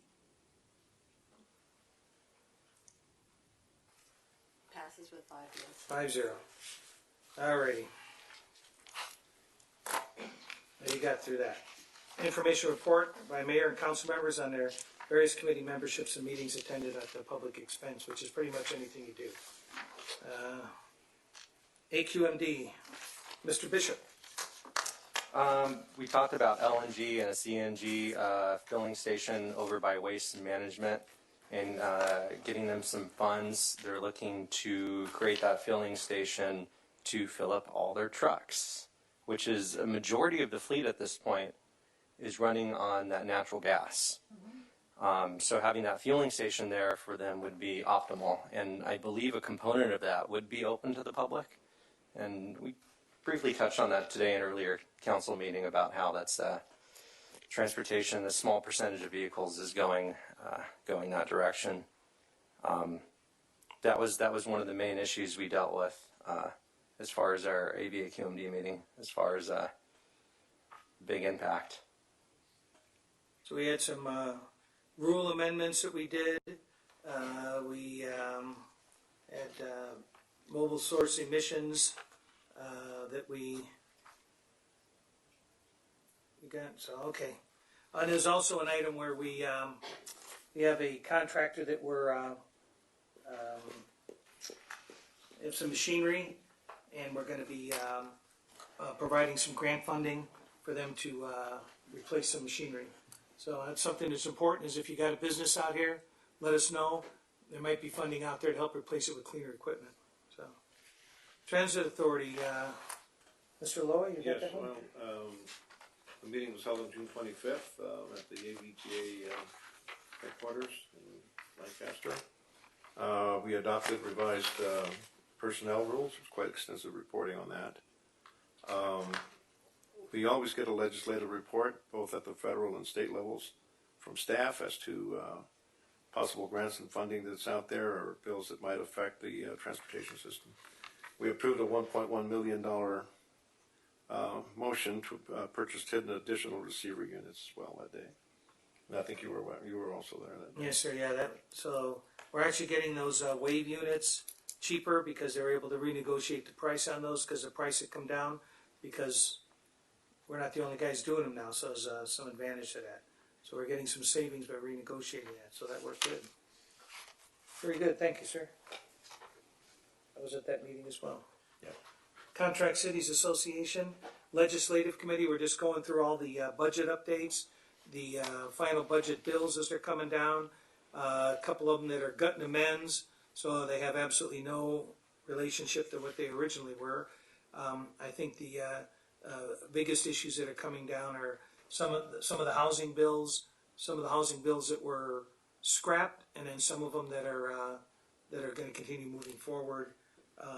That's also on the league committee, legislative committee as well. So that's contract cities. Audit committee, do we have a meeting on that? Was there an audit committee? No? No, Okay. no, Is it dark? Investment Oversight Board, I don't believe we have one of those either. High Desert Corridor. So I know I was in on that call. Was anybody else in on that? no. High Desert Corridor. So that was primarily some procedural items and budgetary stuff as the new year came along. And it was primarily a teleconference meeting on that particular item. Next one's League of Cities. So got several large items here. I won't bore you with all of it, but just to let you know, this was our agenda packet for one lunch meeting, and we had the nominating committee. We met. I'm on the nominating board for the nominating committee for the board. We've got some new board members coming on board to the executive board. Then we had the regular board meeting. Again, most of it was legislative items. And if you want to get into it, I can give any of you that want some light reading material here. You can go over it. We looked at the grant issues, trailer bills, arena reforms. They're still pushing to try to link some transportation funding. The governor made it very clear that SB 50 went away, but I believe his words were something to the effect of all the core values are contained in the other bills that he has to sign. So a lot of these housing items are going to still come down, and they're adamant that they want to see housing built. So that consumed the majority of the discussion, along with things such as 80% increase in low-income housing requirements. That's I believe coming down. There were, as of June 21st, there were still 200 housing-related bills for them to go through. So I'm not sure how many of those ended up getting signed, but they were on a warpath to tell us how to do our jobs. Also attended the Desert Mountain Division meeting. At that meeting, we had that Mammoth was the host city at that time. Again, legislative reports and all of the governance, community services, environmental quality, housing, economic development, public safety, rev and tax, transportation, communication, and public works committees. We had several state and federal legislative reps that was there. Very, very good outreach program presentation by City of Victorville on their homeless outreach program, of which about 80% of it we're doing. They've got a little bit unique situations over there, so it was pretty good. And then we had the Mammoth, town of Mammoth, their trail coordinator spoke to us, and their trails and their bike trails and all that kind of stuff. They have one person that's helping coordinate that and look at grant funding and maintenance and stuff like that. It was actually a very interesting discussion. A lot of discussion on fire safety and things of that nature. I know that all of us were concerned over the 4th about fire issues, and quite frankly, ladies and gentlemen, if there was problems along those lines, you need to talk to the governor and our state legislative reps, because they're the ones that hold the key for the interdiction at the state border. If you think things are going crazy, think things are, what do we have to have paradise before somebody does something, So those are the guys. We're doing that and more. We provided a scholarship for a high school student that came up with a great logo and that spoke very eloquently to the region. So it was a good discussion, and their logo kind of envelopes the whole area here. So that was Desert Mountain Division. I want to remind everybody on the 25th, July 25th, I believe you're going to the City PAC event. Remember that you got to pay for that out of your campaign or your personal accounts because it is a PAC event, but it's going to be a great event out there out in Riverside, and it really is to help support our efforts to maintain local control. So that pays for the lobbyists, it pays for the legislative agenda folks that are handling that stuff. So that's my league. Sanitation. Who's that? You're in sanitation. Yeah, sanitation. We met on June 13th here in council chambers. It was a fairly abbreviated meeting. I don't think there were any earth-shattering things that we needed to act on. The only, so you got one meeting. So we had 4 before that. We had one meeting up here and we had other meetings. Leading up to that, we had all the personnel committee and collective committee meetings to get a settlement with the bargaining units, and looks like we're going to avert any sort of a problem. Looks like we got it solved. Not everybody was real happy, but I think everybody was happy enough on both sides and moved through. So. Okay. NCTC? I don't think we had a meeting. The next meeting is July 22nd, Yeah. I believe, in CTC. It's coming up. Recycle water. I missed that meeting, but I believe Ms. Betancourt attended as the alternate. With Austin, I believe. You want to talk about it, or you want me to? Okay. We talked a lot about the recharge project. That was the main topic of discussion. The progress of the recharge project is on time, on track. If you go over there, you can see the pipes are laying in the ground where they should go. The dirt's being moved around. And Bridge is up. Yeah, the bridge is up. I mean, there's noticeable progress on that site, and more and more people ask me by the week, what's that going on over there? What's this? What's that? There's a sign out there. You can read it, but it's hard because you drive by it. What's nice about that project is they're incorporating like a hiking trail.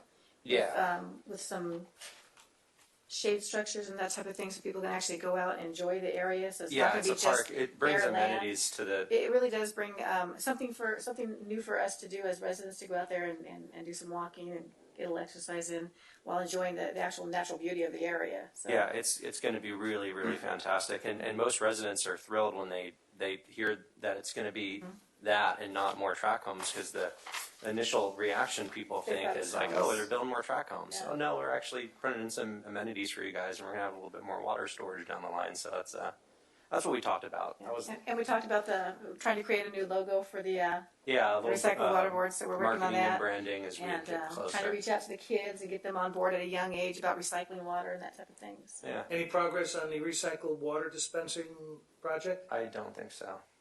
I didn't. We didn't We've been get an talking update about on that for a couple of years. I'd like to see the refill station, right? Yeah. Yeah. We haven't touched I've base had on several that in a while. people, and they're not beating down the door on it, but they have brought it up to me that what's going on a recharge. There's so many businesses, small companies, and people that could use that kind of water out here. I mean, mobile detailers, for one. You'd probably have a line of those guys every morning to get their trucks filled up with water. There's solutions. It can be done with cards. You can limit the amount they get. There can be a commercial and a residential card. Yeah. It's not that hard. So. No, it's not. All right. I'd like to, let's see if we can get some progress on that. Funding I gotta find the funding. Yeah. Okay. Were you at the CEHD? Scott, the important meeting is going to be on July 22nd. They moved the meeting from July to June 22nd. That's going to be a critical meeting to attend for the arena numbers, the allocation of those numbers. I will attend that meeting and then I'll report back on that. There were discussions the month before. There were some letters that other cities submitted in regards to the allocation of the arena numbers. And July 22nd is going to be a critical meeting, which I plan to attend. And then I'll report back. Stand by. U.S.-Mexico sister cities. I know that we've got another event planning coming up. We have the date on that, Mr. Pertine, for when they're planning that yet, or is it still to be announced? Sister cities. Sister cities, I don't have a date for that yet. October, right? It's sometime in October, so watch for that. And on that, Mr. Mayor, they visited last year. I was there at their welcoming event back in October. This year is our turn to go and visit them. I believe it's going to be somewhere in early September, if I'm not mistaken. I'm trying to see if I'm going to be able to attend this time. Okay, well, you need to figure it out real quick because the room allocations, they actually had a deadline like 2 weeks ago. Yeah. So if you're thinking about it, you need to let them know. Like, yeah, they sent me also an email letting me know about the arriving day to the airport, of actually leaving from here to the airport, and where to report into those kind of things. So. Prison committee. We had the meeting this time. We had it in Lancaster at Paving the Way. They hosted the meeting. The prison is still ranking one of the highest prisons with participation into their programs, because the more participation they have, it gives them good credit time to get earlier released. They are still working with the inmates on getting them prepared for release. And Paving the Way is an organization that helps them do the transition from prison into civilian life. And I just wanted to mention too that they have like a closet up there of clothing for men who are getting out of prison. So they have business suits and that type of thing, so they can go to interviews. And if anybody has any donations that they would like to give to Paving the Way, you can let me know, and I'll make sure that they get the clothes, because when they get out of prison, they have nothing to wear, and then we want them to get jobs, but yet we have nothing for them to wear to an interview. So Paving the Way helps them with resumes, interviewing techniques, job training, and preparing them to go out and try to find work, because there's nothing better to keep people out of jail than to make sure that they're working. So anything that we can do to facilitate that would be very Exact helpful. discussion when I've been out to their class graduations, Yeah. and they say, "Why do you care?" I said, "Well, you've been up here for a while. You probably got family here." Mhm. Yeah. When you get out, I want you driving your car, not mine. Exactly. Okay, so Yeah. Okay. I think that's pretty much it on the committees. Other activities, Mr. Bishop, you want to start down there? Yeah. We both did the ribbon cutting at the Keller Williams East Side office over on 47th Street East. Great turnout there. You had the DJ, music, food, tacos. Really nice real estate office they got going on there. Flag Day, fireworks press conference. I was late, but I attended the ribbon cutting for Brain Balance. Job resource fair, which was good. We had a lot of people at the job resource fair. Meeting with our city manager, more stuff. I mean, I'm always out there. It's just a lot of the meet and greet and chamber stuff. But You were at the ribbon cutting for the neighborhood house with low-income housing. Mm-hmm. Yeah, the neighborhood house. I attended that with Laura. Lots of stuff. I'm always out there. You try to make everything I can in the community as far as that stuff goes. There's more stuff. I don't want to take more of the spotlight. Anything else, Mr. Loa? We go down there. Sure. That's I'm part of the Sheriff Boosters Board of Directors, and we had our board meeting on June 5th. That was followed by the Coffee with a Cop. It usually follows. I attended the ribbon cutting at Keller Williams. Carlos Pies is one of the principals there. They've got a tremendous real estate office going there, and as you indicated, they had a very energetic ribbon cutting event there. I attended the AV Taco Festival, which was very successful and well attended and with minimal problems. Good first year. Good first year is excellent, and now we got the result with some presentations by Mr. Ventura. That was good. I attended the public meeting regarding the RV as a Rancho Vista Park at Esperanza Elementary. There was good turnout, and Ms. Smith conducted a great meeting that day. That was good. As I indicated, I went to the Sanitation District 20 meeting, and the mayor went to all the ones down in LA. We had on June 15th, we had I thought, very successful council and executive team retreat.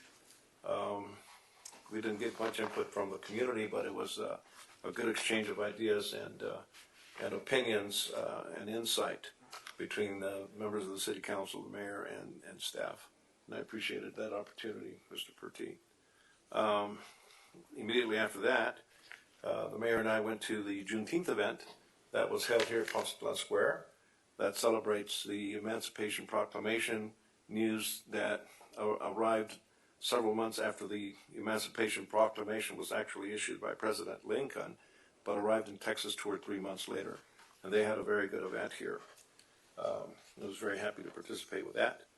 There were several briefings that we've had with various community members. There was a fireworks press conference that the mayor and the Mayor Pro Tem both attended. I just happened to be here, so I sat in and watched them do it. I think that was good coverage by the media. The AVTA board. Then we had a AV Hispanic Chamber Summer Bash Mixer at Robertson's Palmdale Honda, which was attended by the mayor, Mr. Bishop, and myself.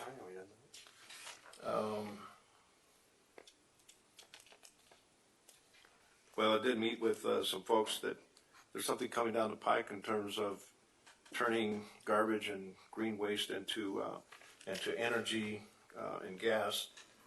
So I attended a meeting with some of the folks that are wanting to push that forward. I went to the Freedom Celebration of Fireworks. Several of us were there and watched the band Petty and the Heartshakers. That was a tremendous fireworks show that was there. So I think the community appreciated it very much, since there were at least, 8,000 people there. Did we ever get the attendance on that? Right around 7,000. 7,000. So it was very well attended. I think, again, it was a very peaceful kind of an event. I think the people were really happy to do that. We had our deputies out there, and we had I don't know about community those ambassadors were there? community ambassadors, the young people that are going to be. Are they cadets for the sheriff's department that were out there as well? Explorers. And the food court was always busy the entire time. Yes. And then we had an opportunity to go to Florida, Mr. Pertee and myself, to go to the Virgin Line's Bright Line tour of the fast train that's going to be traveling from Las Vegas to Victorville, and we're working hard to bring that, connecting a spur here to Palmdale. And along with several other statewide leaders, Supervisor Barger was there, and I'm happy to see that Mr. Boswick is here. And I thought that was a good tour, and what was especially significant is that if it does come to Palmdale, people that are going to Las Vegas will be able to register into their hotel here and put their bags in here. And by the time they arrive in Las Vegas, they can go to dinner, do whatever they can. By the time they get into the room, they would have already been registered and their bags delivered to their room. So I'm hoping that this actually comes to pass. There's a lot of players and a lot of moving parts. So I felt that went well, and we got to ride on the train, which will only travel at I believe 89 miles per hour there. But if it comes to California, it'll be traveling much faster at 125 miles an hour, simply because there's Much fewer like the crossings. traffic on the 15. Mm-hmm. Well, it'll be moving a lot faster than the traffic on the 15. I know, I was Yeah. being facetious. Yeah. I was joking again, I'm sorry. So, so the one that's proposed here will be much faster. And let's see, hold on a second here, Mayor.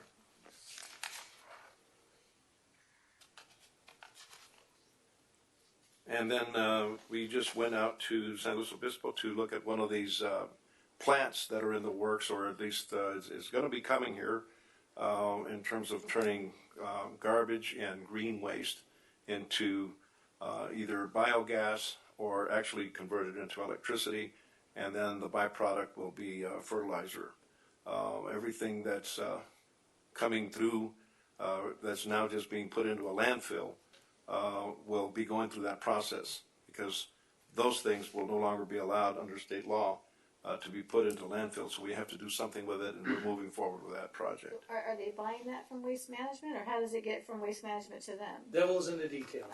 Alrighty then. So that's all part of it, but. Stay tuned, right? Yep, stay tuned. There's another one that's gonna be doing a demonstration, and Mr. Perttee's gonna be looking at. You may or may not be going on that, so.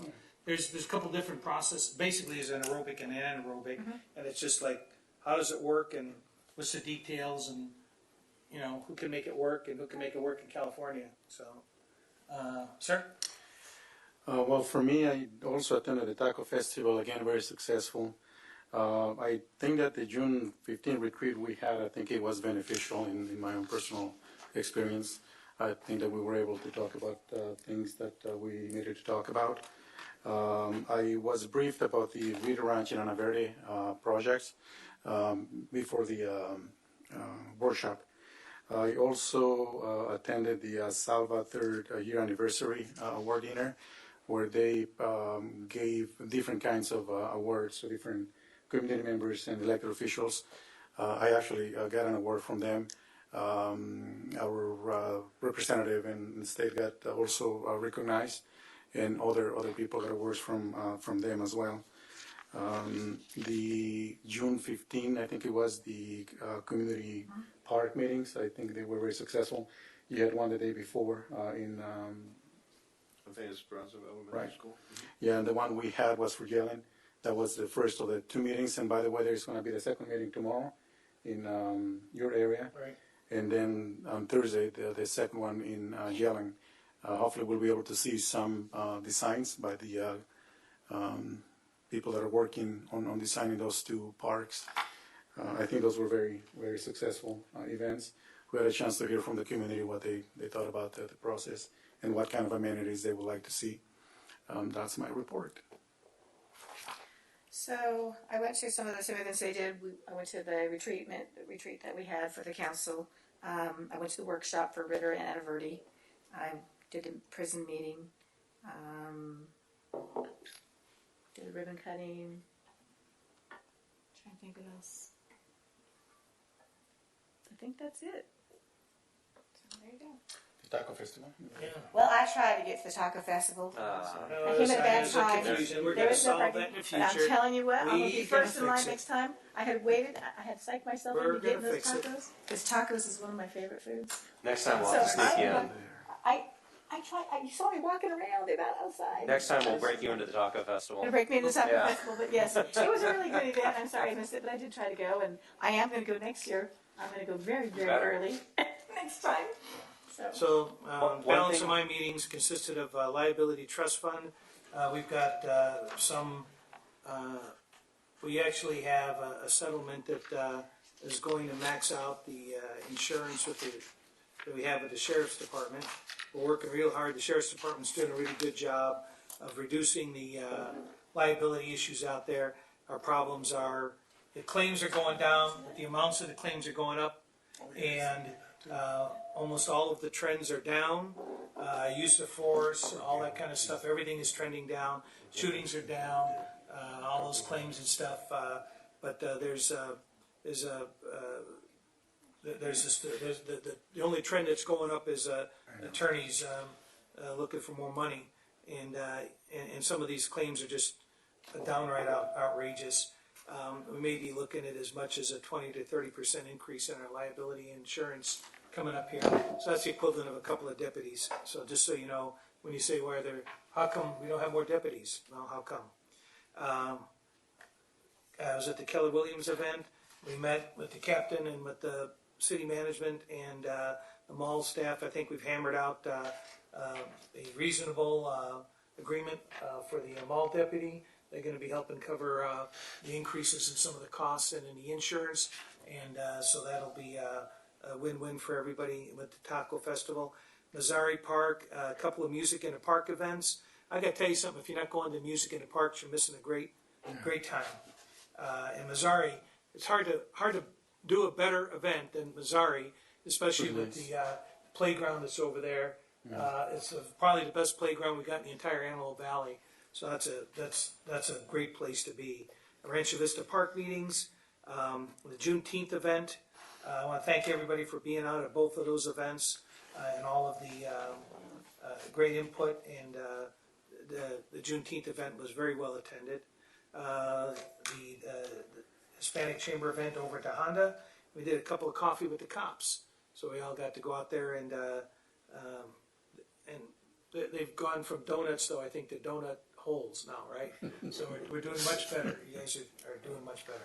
So I think it's been, and then like a billion other meetings with everybody else under the sun. So, but those are the ones that I think are the ones that I can actually talk about right now. And there was one event that I forgot to mention, and Mr. Bishop was there too. The Pelona Vista grand opening or breaking of the exercise equipment that was there. The fitness course. You actually got to use the equipment. I see you doing I some did. work. I broke Did it they in a have little like a bit. contest there between sheriffs and fire? There was a contest, yes. And who won, Chief? Fire, I think, won. No. Right? Yeah. Next year. But I will give it to you. You guys were pretty impressive out there at over at Crunch Fitness, showing off the push-ups to the 22 push-ups to bring the veteran suicide issue to light, and one guy was doing them on his knuckles. So wow, that was amazing. It was yeah. I usually drive by there on the way home. I'll stop, and there's always I 3, drive 4, by or the gym 5. all the time. There's 3, 4, or 5 people. There's always. Yeah, no, I need to go down there. But I always stop to see if there's people using it. There's usually always a handful of people that have stopped and using it or thinking about it, or it's not empty by any means. People are really starting. No, I'll tell you that the soccer groups that practice it, my son practices there twice a week, and one thing that their coach told them, look, that's going to be part of your training now. So after all the running and all the training they do, I mean, now they can go and do some more exercise there. So people are using them definitely. At the coffee with the cop that we held at the gym over here in East Palmdale the other day, the deputies, as the mayor pointed out, got down and did those 22 push-ups, and I was really glad you didn't ask council members to do that. Speaking of health and fitness, I did want to make. I'm sorry. Go ahead. I was just going to mention that we had such a good turnout with the soccer. Was it a soccer tournament that was out here? I know all our hotels were full, and it was filled to the brim because these teams were coming out to this competition, and that I guess we need to build some more hotels so we have more room. Different tournaments over the years. Yeah, big tournaments. So that was a really good turnout. Chuck, why are you here? What's going on? Any report from representing the supervisor's office? Everything going well with the county? Only thing is that there's going to be a new mental health urgent care center built up next to the existing county health center on Avenue I at 3rd East and Lancaster. They essentially gave the go-ahead to start the process in motion, because right now patients who go there to that to the health clinic, the high-level health clinic there, now they're given a phone number to call if they have any mental issues. So the new mental health service will be next to the county clinic on I. On I-30, yeah. I and 38. Great, good news. Oh, third. We got too many mics on, so we're. I and 30. Great. Yeah, it's next to the old fairgrounds. Next to the old fairgrounds. How soon will that be coming online? They said 2020. I don't know. It's a process, not an event. But it's definitely needed. Definitely needed. People have to go to Stillwater to Olive. Yeah. Yeah. No, that's a needed facility. Yeah. Thanks for that report, Chuck. So I told Mr. Carrillo we attended the rodeo and fireworks at the AV Fairgrounds. That was very well attended, and fireworks were very good there. And a lot of people from Palmdale there. You asked the question? Wow. I told Mr. Carrillo that I had gone to my grandson's all-star baseball game at Dominic Massari Park, but the scoreboard wasn't working. So, Mr. Carrillo, let's get that scoreboard working. It's something that I think adds a very positive element for the. And I think I mentioned to you that I actually met with a couple of people that run that league. Right. And they did mention to me a couple of other improvements they'd like to see. But yeah, I will get in contact with them and see what the real issue is. I know that they mentioned that a lot of their members, their kids, their parents work for the trades. So there may be some electricians there that You could think? just There's- take a look at it and get it going. But yeah.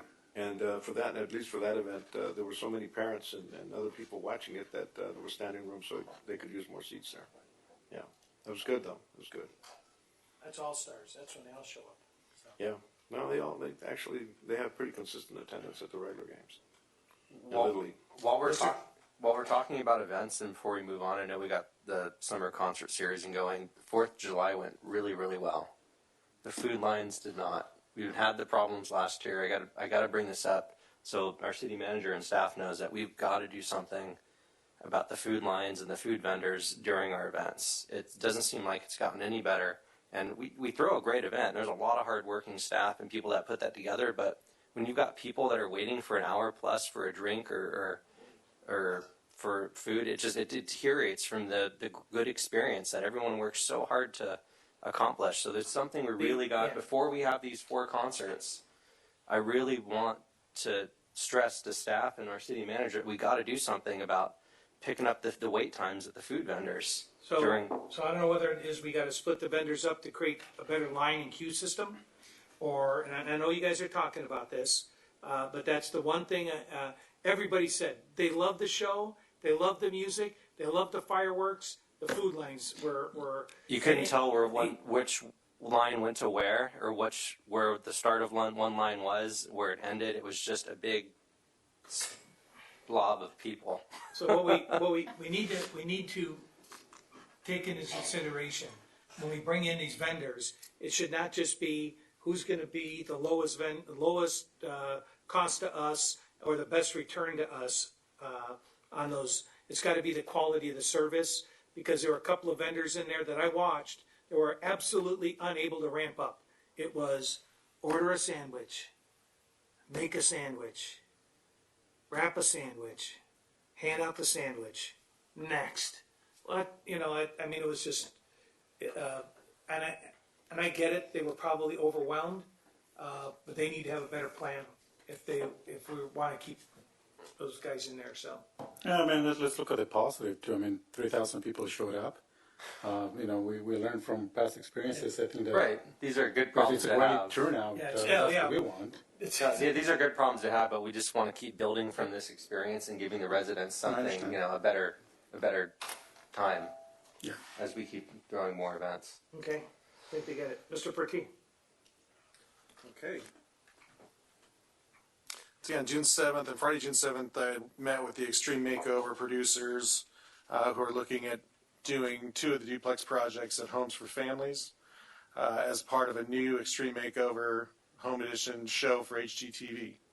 And so they're looking at potentially being out here filming as early as late August, early September, which is going to be an issue because I don't think the streets and sidewalks and everything are going to be in. So it'll be true reality TV.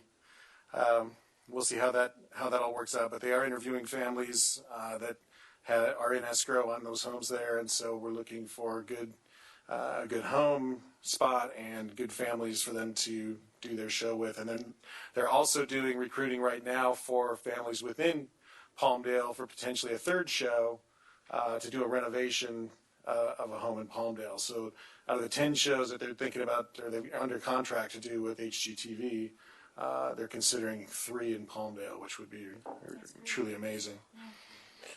On June 10th through the 13th, I was in Washington, D.C. at the Defense Community Summit.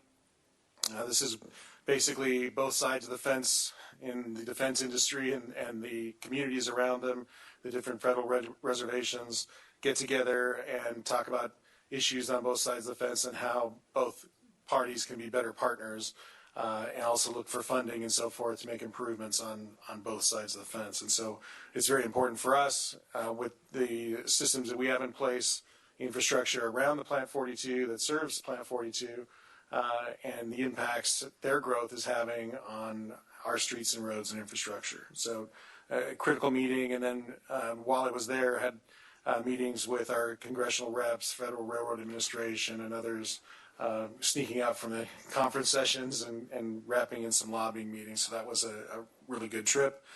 Rather than coming home, I flew from D.C. to Sacramento and attended my Rev and Tax, League of California Cities Rev and Tax meeting, where we got an update or a preview of the governor's budget and the final, including the first preview of the potential fine structure for, I think it's SB 101 or AB 101, fines from $10,000 to $600,000 per month for cities who don't have compliant housing elements or don't zone properly to meet their RANA numbers. And so it's going to make RANA even more important because now they're going to put some teeth behind what they're trying to do. Again, really forcing us to do something which we don't do. We don't build housing. We're in the business of building communities. Developers build housing, and we just make it, try and make it possible. And so there's a lot of legislation still out there, like Steve said, about 100 bills in Sacramento right now to do with housing issues. A lot of gut and amends happening. I'll cover a couple of those at the end of this. On June 24th, there was a change of staff at Plant 42. John Ash, who's been their facilities and operations person for the last 3 years, actually received a commission to go to Air Force War College, which is a high honor for a civilian. And so he will be there for the next 9 months.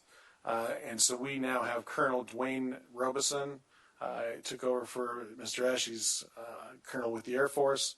And so we'll have that connection. And still General Teichert is in charge. And so we have a really good combination of General Schaefer at Wright-Patterson, General Teichert here at Edwards Air Force Base and Plant 42.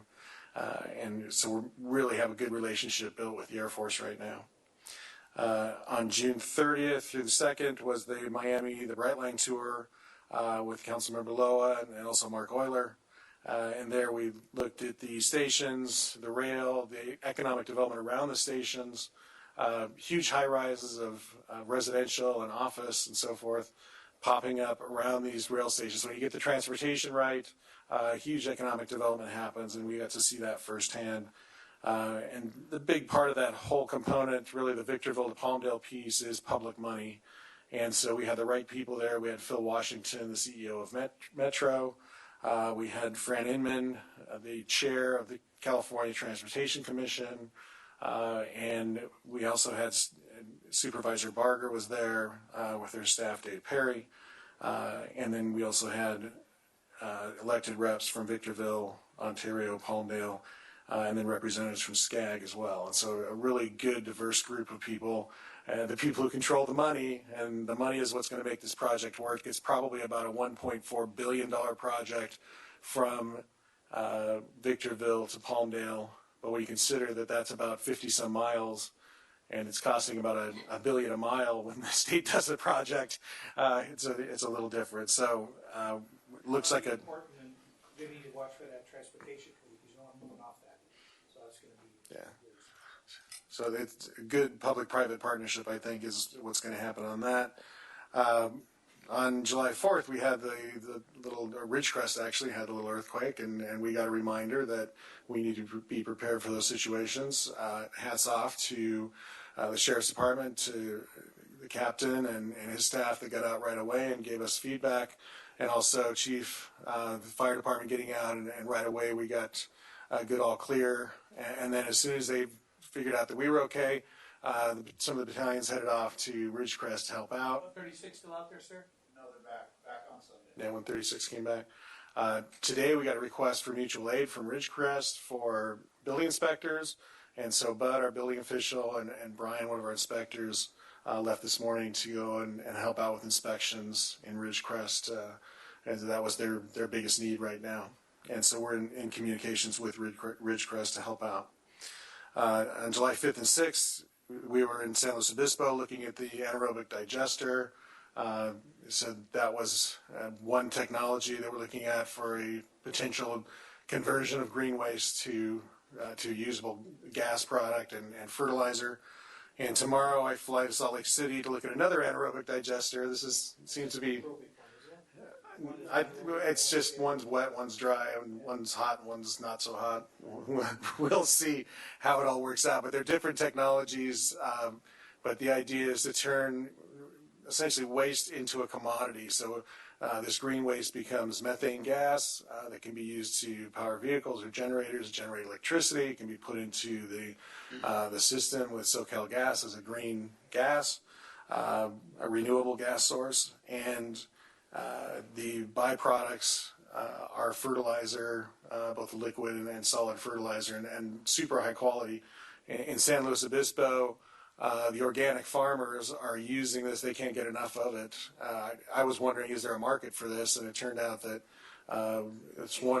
they can't make enough of it. It's going out faster than they can make it. And so that's really good. And it's an organic process. There's no petroleum products or anything in these fertilizers. And so the organic farmers and the vineyards up there are really going after that. So it's a positive in many different ways to take the trash product, the waste product that we're currently landfilling, and make a commodity out of it. This will inevitably be a regional system because there's not enough green waste and food waste in any one market here that we're going to somehow have to work out the mechanism that all the communities up here are getting their stuff in, and whether that machine and equipment is here in Palmdale or it's in Lancaster, all these communities up here are mandated by the state to reduce that and then quit putting that in a landfill. So we'll end up working it out, but we're gonna have to pull all of our resources together, so to speak, to make it happen. Yep. Yeah. Yeah, and so that's a real positive in looking at how do you deal with this these new law changes by 2025, having to have complete diversion of green waste, of organics from the landfills, and so this is one way to do it. In regard to legislation, there's been some gut and amend bills where bills are being wholesale replaced this last few weeks of the session. One of the ones I just did an opposition letter to. It's called a disallowed compensation bill. This is SB 266 by Leyva. And what this does is if you have compensation that's considered pensionable, the city provides some kind of compensation, let's just say a boot allowance or something. And later on, PERS, or the pension system, says that's disallowed. Currently, that's taken away from the retiree. And this legislation is going to make the city pay for it out of their general fund in perpetuity for the retiree, and if they have a spouse, then it's for the length of the spouse's life as well. And so it's going to take old promises that were made that have been disallowed by the retirement system would have to come out of the pocket of the general fund in perpetuity. And so we're fighting that as a gift of public funds. It was never intended that pension funds would come direct out of a general fund straight to a retiree or their spouse. And so that's one we're going to fight. And then the other one I already spoke about, AB 101, which is the fines of $10,000 to $600,000. That's the bad news. The good news is it provides $650 million for homeless programs and projects. It provides $500 million, or restores $500 million to the low-income housing tax credit fund.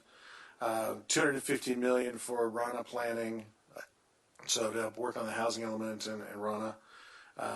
And then $500 million for infrastructure needs for areas that need to construct housing. And so that could help us with water, sewer, et cetera. I did when I met with Governor Newsom up in Grass Valley, I did point out to him that if he did the math, he'd find out that's less than he's taken from the North County cities since they got rid of redevelopment, though. So, just to keep it in perspective. Yeah, sometimes a carrot is just a stick painted orange. So, yeah. And that's all I have tonight. Can I ask a question about the veterans housing? I know that they had a theft of some of their construction material. Were they able to get donations and stuff to make up for the material that was stolen? I know that they put up a GoFundMe page. I don't know how much they've received. I can find out how much they've gotten back from that. But it didn't slow them down on their moving forward with the project? Okay, good. So they do have a GoFundMe page. Good to know. In case the public wants to donate to the Veterans Housing Project. It would probably be on their Homes for Families website, would be my guess. So that'd be Homes for Families website. Thank you. Got it. Okay, anything else we need, or anything we need to bring up for next meeting? Well, I was wondering if, I don't think I've ever missed a meeting since 2009. And next month I'm going to be out of state on the 6th. I won't be flying back in until the 9th. I don't know what the rules are. Is there any chance of getting the meeting changed to the second week of August instead of the first week? Just asking. City Clerk, can we take a look at that and poll the council members and Because see I how just that hate to ends miss up working meetings. out? I So we don't can think all I've ever check missed our- one. I don't want to ruin my record. Check our thing. But yeah, we make it excused, it's no big deal. Everybody misses a meeting once in a while too, so. Do that for me though, the next couple of days we'll find out so we can figure out and we can look at the calendar and see how that all works out for everybody, okay? You will have a notice issue. I don't know if there's anything scheduled, like public hearings Right. for that, but that would be one of the problems. The other problem is you can't make it a regular adjourned meeting. It'll be a special meeting. Yeah. Well, I don't want to create a lot of Otherwise, we'd have to do havoc, it so. tonight. All right, Okay. we'll just move on, we'll Okay. figure it out. Okay. Sorry. Anything else? Yeah, well, it kind of ties into this other thing I'm going to bring up, and you've heard me talk about this before, but No, that's okay. I'd really like to see what we can do, and if we need to get it on the agenda, but I'd like to see us move into having 2 council meetings a month. We're already meeting twice. We have a workshop.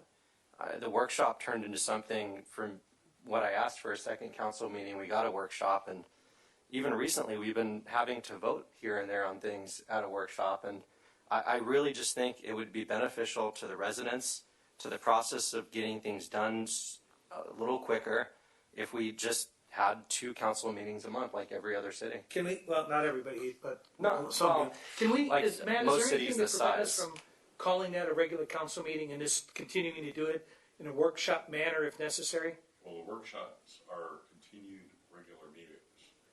We usually, if we know the date is coming up, Right. then we just set it as a continued regular meeting. Okay. So it's actually, in theory, part of the meeting the week before, 2 weeks before.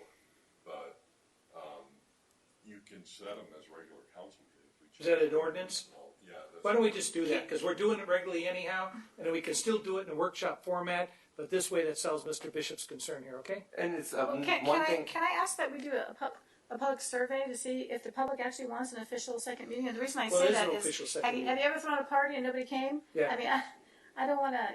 Well, it helps you for the fact that you feel like you're missing a meeting. If there's 2 a month, it's not that bad. And then it's businesses and planners. You know how many times I've heard, "Oh, we got to get this through now because if I don't do it now, I got to wait all the way to next month to take it to Well, council." they don't though, because they're able to do it at that meeting because of the fact that it's a regularly continued meeting. So there's nothing that is being pushed off right now. But if it's just really a matter of semantics, so if you want to call it a regular meeting, I'm just saying, we're doing a discussion on it. We should bring it back Oops. for discussion, and then the council can weigh in and decide. Okay. And also, if we're gonna make it the third Tuesday of the month or whatever, I know some of them may have an issue with it, So But it's- I think it's better to bring it back. Bring it back as a discussion. yeah, and we're already doing it, so I'm not sure we're going to accomplish by it except just changing the name, but, okay. So, can you look into that, Mr. Pertee, and maybe we can look at the calendars and just see if that'll fit, and then if necessary, we can just bring it back as an ordinance changes, or whatever, okay? Yeah, and we can bring it back as a change. The only difference between the workshop and the agendized, typical business meeting is typically the workshop doesn't have all the attendance of all the department heads, and we don't produce a big agenda. We have 1, maybe 2 items. So the workload really falls on the city clerk to do double duty. So we'll put all that together into a discussion item and bring it back to council. Can we also take a look, have we missed anything? Has anybody been pushed off? I think that's a critical thing. You brought that up, I want to see if that's actually happened. Okay? All right, anything else? One more thing. Also, I wanted to see if we made any progress with consultant on our animal shelter, or if we needed to bring that to council, because I know that's been a topic over the last year or so, and I don't know if we got any traction on it, or I think they're talking, right? So. Right, I don't think she's here anymore, but I believe Carrie German has been in contact with the person. I think his cost was only $2,500, and I've already authorized that. And so it's really just getting that process going. I also put the word out to the other cities that are dealing with the same animal control issue to see if any one of them are interested in utilizing services to kind of look at this in a bigger picture. So I know that you've been dealing with that at the city managers group, and I know that at the contract cities group, we've both been, animal control is abundantly clear on that, and there's about 22 cities that are looking at going to a hybrid type of a system. So, and I think that part of that's come out of that discussions with that particular consultant that you brought. Yeah, I'm not sure if it's direct or just having those conversations. So we can bring an update back on that and get that process going. Yeah, I think that'd be a good one. I know it's been kind of a sore spot in the community for a while, and I'd like to turn that around and kind of make it a sense of pride for our community and showing them that we're doing all we can for the animals. And I think we are. I think it's just a matter of how we pay for it. Well, it's not only that. Well, some of the other cities have done. It's been financially beneficial, morally and financially, for them doing it with the new way. There's nothing wrong with trying something different. You know, other communities have had really good success with it. So I just want to give it an honest shot on our end. But are we not doing that though, Jim? Are we doing that right now? I think we're in the process. I think we're starting the process. We're in the process, and we've also been in discussions with, with the county, with their program. I know they had a meeting with all the city managers and staff, 2 weeks ago, Mike? Yeah, we actually went down, and it was a very strong showing of San Gabriel Valley cities. The staff was there. They have hired a consultant who is now stepping in and taking all of the complaints and the concerns of all the cities. So we spent an hour there. They had each city take Post-its and put it onto 5 different categories. And pretty much all the cities are sharing the same concerns across the board. The cost is not sustainable is one of the bigger issues, and it doesn't pencil out. Service levels, level of customers. I mean, it was all brought out. This consulting firm now is going to take all the input that was taken that day, put it all together, ask us to come back, meet with them. They're going to come up and meet with individual cities and sit down and talk with us. And so they're going to be spending until late September, mid-October, late October, working on this to put a report together and then to determine maybe what the best paths are going to be, whether cities stay with the county or they find alternative paths or working with private groups. We have been talking with the consultant that Councilman Bishop has referred to. We're just kind of in a stage waiting to see where this is all moving to, whether we're going to need his services or if this is going to be more of a communal thing where all the services get together and come up with a theory. But for right now, we're being respectful of the county. This consulting firm seems like a good group. The meeting went fairly well, so we're optimistic that they'll cover this. Yeah, I think everybody is. The other cities are sharing the exact same concerns. Yeah, no, we're all concerned about the budget and where things are going. I think we want to get ahead of this thing before it gets out of control, so to speak. And we want to work with the county and see if there is a model or something we can do to improve upon how we're working now. Improve the service. But if we can do if we can do a better job with sheltering, licensing, enforcement, any of those components of that. I think partnership is the name of it. I got no problem if Partnership we have to is. go another route away from the animal control. I got no problem with that if we can do a better job somehow. So. The theory that falls right now is that there's a philosophical discussion that is a financial impact of you holding an animal for 5 days or for 10 days. The city has paid for 5 days. The county has held for those additional days. Turning this over to cities to hold an animal for 5 days is really that question of those 5 days that's giving us the impact. Right. There really isn't a crisis move that has to be made right now because the county is not implementing any out of the ordinary impact. We're in the process right now of renewing the contract, renewing the service level agreement. So they're holding off on any of the major adjustments that they were discussing. So we're in a holding pattern right now. The rate increase is minimal compared to what they were proposing while we work through all of this. So we still have another year to work through it. And it will be beneficial to us to hear what this consulting firm comes back and shares with us.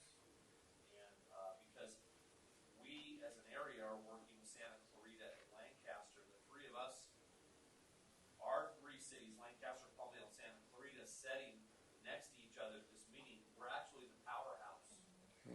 Whole county. We're the three biggest. And so we had people actually come up to us and thank us for speaking out and raising concerns because they were a little bashful about it. Mike, let's make sure that we're talking with some of the smaller cities that have some in-house services and some of these other things, because as Mr. Bishop says, there's no reason why we can't take a look at doing something better. Okay? Yeah, and I saw the partnerships. I think partnerships with nonprofit may be a really good solution. So I'm curious to see what they're going to come back and say. We're already talking with nonprofits here, and we're going to be sitting and talking with them. Yeah, I've had a number of them contact me, and I've sent them over to you. Absolutely. So. Okay. Right. Well, before we get the city attorney nervous. All right. Anything? That was a long time ago. Yeah. All right. All right. So, meeting adjourned. Motion to adjourn. Okay, adjourned. We're out of here.